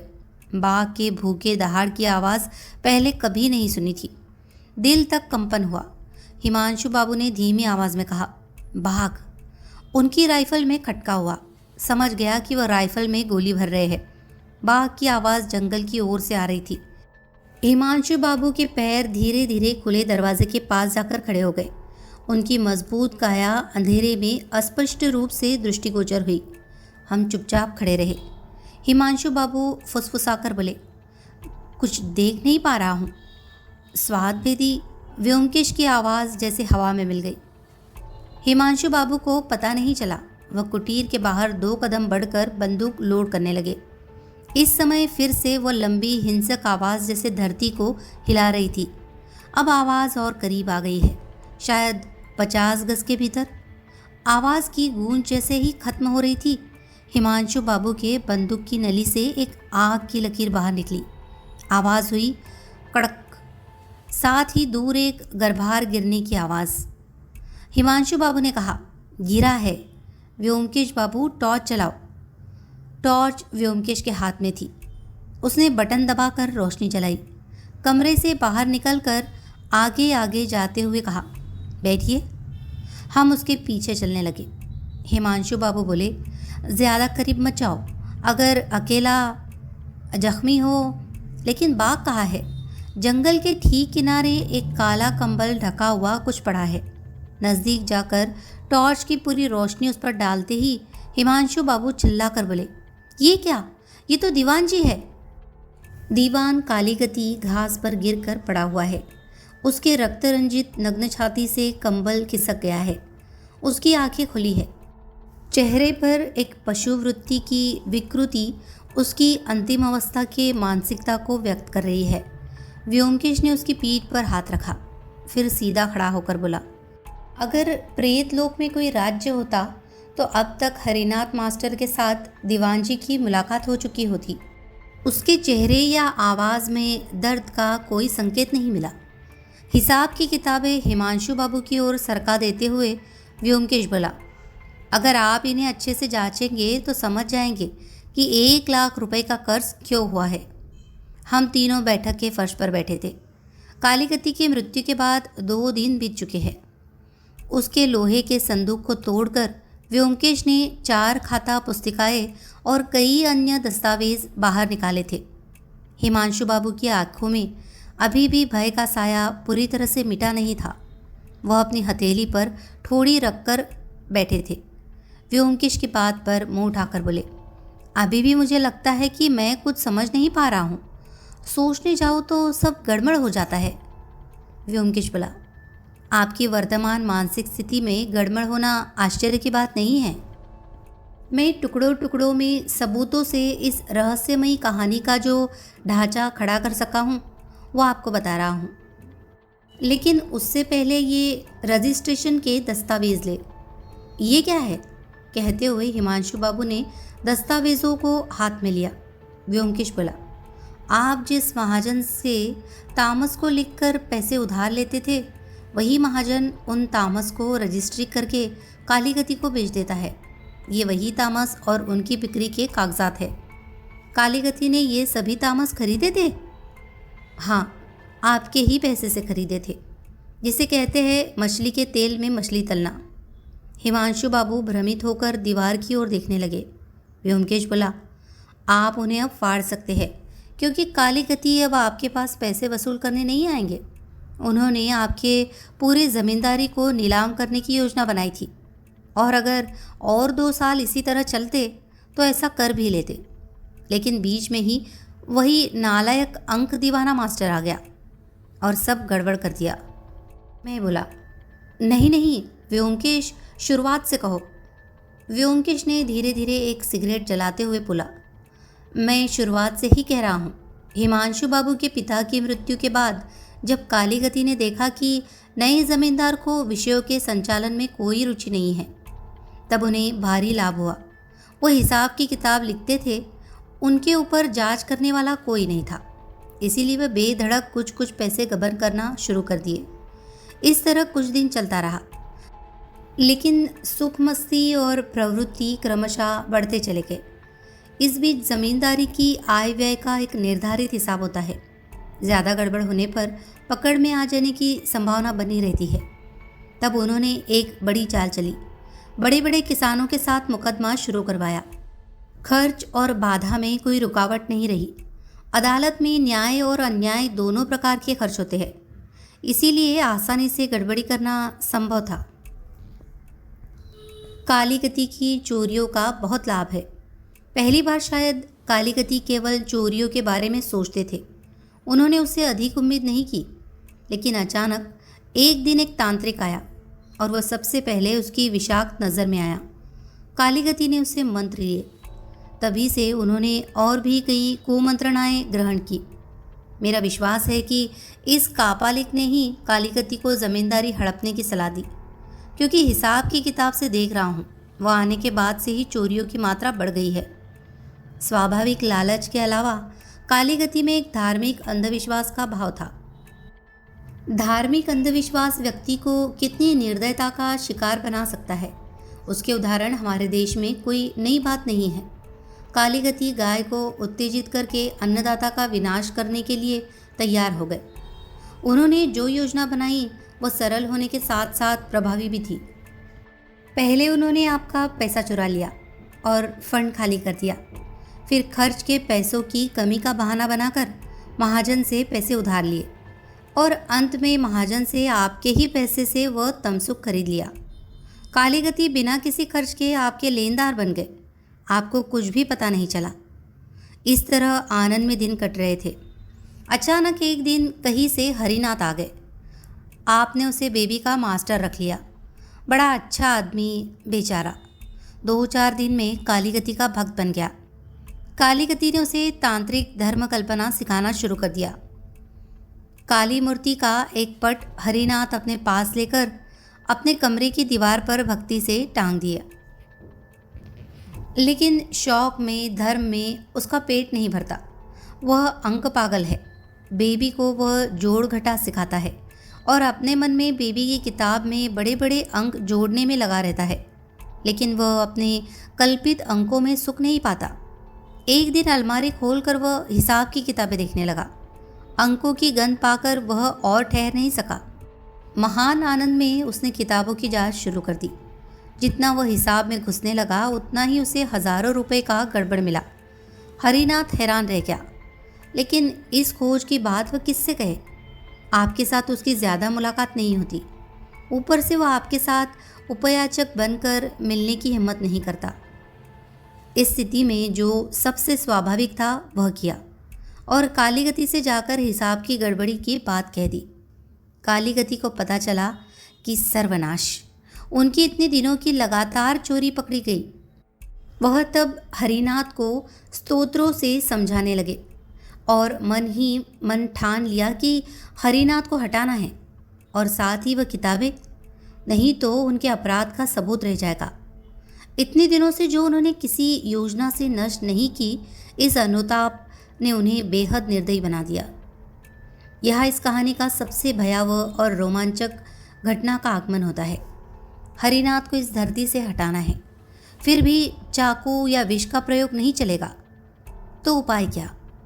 जो चोराबाली से आपकी जमींदारी का नामकरण हुआ है, उस चोराबाली का पता कालीगति जानते थे। संभवतः उन्हें ये जानकारी गोर कपाली के पास से मिली, क्योंकि चोराबाली कपाली के कूड़े के ठीक पीछे है। हम भी उस दिन सुबह पक्षी मारने गए थे और अनपेक्षित रूप से उस भयानक चोराबाली का पता लगा लिया। कालीगति मास्टर को हटाने का एक पूरी तरह नया तरीका उन्होंने खोज लिया। बहुत ही शानदार तरीका। हरिनाथ मास्टर मर जाएगा, लेकिन कोई ये नहीं समझ पाएगा कि वो मरा है। उन पर संदेह की छाया भी नहीं पड़ेगी, बल्कि किताबों के अंतर्धान का एक आम कारण तो मिल जाएगा। पिछले अमावस्या के दिन उन्होंने हरिनाथ से कहा, यदि तुम मंत्र सिद्ध होना चाहते हो तो आज रात उस कूड़े के घर में जाकर मंत्र साधना करो। हरिनाथ तैयार हो गया। उसने बेबी की किताब में मंत्र लिखकर कागज़ फाड़ कर अपने पास रख लिया। रात सभी सोते समय हरिनाथ अपने घर से बाहर आया। वह साधना करने जा रहा है। उसके लिए उसे कपड़े और जूते पहनने की आवश्यकता नहीं है। यहाँ तक कि वह चश्मा भी नहीं ले गया, क्योंकि अमावस्या की रात को चश्मा होना या न होना समान है। कालीगति उसे कुटीर तक छोड़ने गए। लौटते समय कहा, यदि बाघ की आवाज़ सुनो तो डरना मत। पीछे के दरवाजे से बालू पर जाओ और खड़े हो जाओ, वहाँ बाघ नहीं जा सकेगा। हरिनाथ जब तब करने बैठा। उसके बाद जब समय पर बाघ की आवाज़ सुनाई दी, वह कितनी भयानक आवाज़ थी, ये हम सब ने उस दिन सुना। हिमांशु बाबू जैसे अनुभवी शिकारी ने भी समझा नहीं कि यह नकली आवाज़ है। कालीगति जानवरों की आवाज़ अजीब नकल तरीके से करते थे। पहले दिन यहाँ आते ही हमने उनकी आवाज़ सुनी थी। बाघ की आवाज़ सुनकर अभागा हरिनाथ दौड़कर पालू पर खड़ा हो गया और तुरंत चोराबाली के अंधे गहरे में गिर गया। हो सकता है उसने एक चित्कार किया हो, लेकिन वह भी आधे रास्ते में दब गया।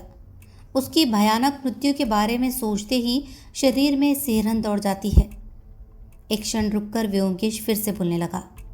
कालीगति ने कार्य पूरा करके उसी रात हरिनाथ के कमरे से किताब हटा दी। उसके बाद जब अगले दिन हरिनाथ नहीं मिला तो उन्होंने अफवाह फैलाई कि वह किताब चुरा कर भाग गया है। हरिनाथ के अंतर्धान का खाता बहुत अच्छा था, लेकिन फिर भी कालीगति संतुष्ट नहीं हुए। कौन जानता है कि यदि कोई यह संदेह करे कि हरिनाथ केवल किताब लेकर भाग जाएगा, निश्चित रूप से इसमें कोई गूढ़ तत्व है। तब उन्होंने संदूक से 6,000 रुपये भी हटा दिए इस समय आपकी चाबी खो गई थी, इसीलिए संदेह आसानी से कालीगति के कंधे से उतर गया। सबने सोचा कि खोई हुई चाबी की सहायता से हरिनाथ ने ही रुपए चोरी किए हैं। कालीगति को दोहरा लाभ हुआ, उन्होंने पैसे भी पाए और हरिनाथ का अपराध भी काफ़ी विश्वसनीय बन गया। इसके बाद मैं और अजीत आए। इस दौरान घर में एक और मामला चल रहा था जिसका हरिनाथ के अंतर्धान से कोई संबंध नहीं था। मामला हमारे समाज की एक शाश्वत त्रासदी, विधवा का पदस्खलन। कुछ नया नहीं। अनाड़ी सरकार की विधवा बेटी राधा एक मृत संतान को जन्म देती है। उन्होंने बहुत ध्यान से इस बात को छुपा रखा था, लेकिन अंत में आपकी पत्नी से जान गई। वो तुरंत आपको आकर बताती है कि ऐसे अनाचार इस घर में नहीं चलेंगे, उन्हें आज ही विदा कर दो। कैसे, ठीक या नहीं? अंत में हिमांशु बाबू विस्फारित नेत्रों से व्योमकेश की ओर देखते रहे। अब एक बार गर्दन हिलाकर चुपचाप खिड़की के बाहर देखने लगे। व्योमकेश ने कहा, लेकिन आपके मन में दया थी। आप उस अभागी लड़की पर कलंक का बोझ डालकर उसे निकाल नहीं सके। इस पर आपकी पत्नी के साथ एक मनमुटाव भी हुआ था। खैर, जब आपने समझ लिया कि वे भ्रूण हत्या के अपराधी नहीं हैं, तब आपने राधा को चुपके चुपके उनकी मौसी के पास भेजने का उपाय किया, ताकि आपके मातहतों या नौकर चाकरों को इसके बारे में पता न चले। इसीलिए आपने खुद गाड़ी चलाकर उसे स्टेशन तक पहुंचाया। अनादि सरकार की किस्मत अच्छी है कि उसे आपके जैसे मालिक मिले हैं। अन्य किसी मालिक ने इतना किया होगा ऐसा मुझे नहीं लगता। खैर, इस मामले में हरिनाथ के अंतर्धान की घटना जुड़ जाने के कारण सब कुछ मेरे लिए बहुत जटिल हो गया था। फिर बड़ी मुश्किल से जंजाल छूटा। राधा को देखने के लिए स्टेशन जाकर छिपकर बैठा रहा। उसकी शक्ल देखकर ही समझ गया कि इस मामले से उसका कोई संबंध नहीं है। उसकी त्रासदी कुछ और है। तब कोई संदेह नहीं रहा कि काली गति ने हरिनाथ को मार दिया है। उस व्यक्ति की कितनी बड़ी निर्दयता और विवेकहीनता का ज्वलंत प्रमाण मैंने रजिस्ट्री ऑफिस में पाया, लेकिन उसे पकड़ने का कोई उपाय नहीं। जिन दस्तावेज़ों से उसके चोरी के अपराध साबित हो सकते थे, उन्हें उसने पहले ही हटा लिया है। शायद उसने हटा दिए हैं, नहीं तो हरिनाथ के साथ उसी दलदल में छोड़ दिए हैं। कालीगति पहले थोड़ा आश्वस्त थे, लेकिन जब अजीत के मुंह से सुना कि मैंने हरिनाथ की मौत की बात समझ ली है, तो वो डर गए। पहले उन्होंने मुझे समझाने की कोशिश की कि हरिनाथ मरा नहीं है। प्रमाण के रूप में खुद ही झुग्गी में आग लगाकर हमें दिखा दिया। तब मैंने ऐसा चेहरा बनाना शुरू कर दिया जैसे उनकी बात सच हो सकती है। हमने तय किया कि रात में जाकर झुग्गी पे पहरा देंगे। वो राज़ी हुए, लेकिन किसी को यह बताने से मना कर दिया। हमें मारने की योजना पहले कालीगति की नहीं थी। उनका पहला प्रयास था कि हमें समझाए कि हरिनाथ जिंदा है, लेकिन जब उन्होंने देखा कि हम हरिनाथ के लिए झुग्गी में बैठना चाहते हैं, तब उन्हें डर लगा कि अब उनका सारा चक्कर पकड़ा जाएगा, क्योंकि हरिनाथ उस झुग्गी में आ ही नहीं सकता। यह उनसे ज़्यादा और कौन जानता है। तब उन्होंने हमें दलदल में भेजने का संकल्प किया। मैंने भी इस मौके को भुनाने का प्रयास किया। हमारे मारने की इच्छा उनके लिए आसान बनाने की कोशिश में कमी नहीं की। तांत्रिक और तंत्र धर्म को गालियाँ देने का और कोई उद्देश्य नहीं था। अगले दिन दोपहर को वह हमें झुग्गी दिखाने ले गए। वहाँ जाकर बातचीत में उन्होंने कहा, रात को अगर हम बाघ की आवाज़ सुने तो बालू पर जाकर खड़े हो जाए। यह था उस दिन शाम तक जो कुछ हुआ उसका वर्णन। इसके बाद जो कुछ भी हुआ वो आप जानते हैं। व्योमकेश चुप हो गए। कई देर तक कोई बात नहीं हुई। फिर हिमांशु बाबू ने कहा, मुझे उस रात राइफल लेकर जाने को क्यों कहा था व्योमकेश बाबू? व्योमकेश ने कोई उत्तर नहीं दिया। हिमांशु बाबू ने फिर पूछा, क्या आप जानते थे कि मैं बाघ की आवाज़ सुनकर ध्वनि भेदक गोली दागूंगा? मंद हंसते हुए व्योमकेश ने सिर हिलाया। कहा, यह सवाल निरर्थक है। हिमांशु बाबू, अब क्रोधित न हो। मृत्यु ही कालीगति की एकमात्र सजा थी। जो वो फांसी के फंदे पर नहीं लटके बल्कि बंदूक की गोली से मरा, यह उसकी किस्मत है। आप तो मात्र निमित्त है। याद है उस रात आपने ही कहा था, एक आँख के बदले एक आँख, एक दांत के बदले एक दांत। इस समय बाहर की बरामदे के सामने एक मोटर आकर रुकी। अगले ही पल व्यस्तता से कुमार त्रिदीप अंदर आए। उनके हाथ में एक अखबार था। उन्होंने कहा, हिमांशु, ये क्या हुआ? दीवान कालीगति बंदूक की गोली से मारा गया? कहकर उन्होंने अखबार आगे बढ़ाया और बोलने लगे, मुझे कुछ पता नहीं था, मैं इन्फ्लुएंजा से बीमार था, इसीलिए कुछ दिन नहीं आ सका। आज अखबार पढ़कर ये मामला पता चला, मैं तुरंत यहाँ आया। व्योमकेश बाबू, क्या हुआ बताइए। व्योमकेश ने उत्तर देने से पहले अखबार अपने हाथ में लेकर पढ़ना शुरू किया। उसमें लिखा था, चोराबाली नामक उत्तर बंगाल के प्रसिद्ध जमींदारी से एक शोकपूर्ण मृत्यु की सूचना मिली है। चोराबाली के जमींदार ने कुछ दोस्तों के साथ रात्रि में निकटवर्ती जंगल में बाघ शिकार पर गए थे। बाघ की आवाज़ सुनकर जमींदार हिमांशु बाबू ने फायर किया, लेकिन मृत शरीर के निकट जाकर देखा कि बाघ की बजाय जमींदारी के पुराने दीवान कालीकती भट्टाचार्य गोली के आघात से मृत पड़े हैं। बुद्धिमान दीवान इस गहरे रात में जंगल में क्यों गए, इस रहस्य को कोई नहीं जान पाता। जमींदार हिमांशु बाबू के लिए दीवान की मृत्यु बहुत दुखदायी रही है। पुलिस जांच से यह पता चला है कि इस घटना के लिए हिमांशु बाबू किसी तरह से जिम्मेदार नहीं है। उन्होंने उचित सावधानी बरतकर गोली चलाई थी। अखबार रखकर व्योमकेश उठ खड़े हुए। आलस्य तोड़ते हुए कुमार त्रिदीप को कहा, चलो अब हम आपके राज्य में लौट चले। यहाँ का काम मेरा समाप्त हो चुका है। रास्ते में कालीकती की शोकपूर्ण मृत्यु की कहानी आपको सुनाऊंगा। कहानी अगर आपको पसंद आई हो तो प्लीज़ इसे लाइक करें, शेयर करें और कमेंट करें, और हमारे चैनल को सब्सक्राइब करना ना भूलें। धन्यवाद।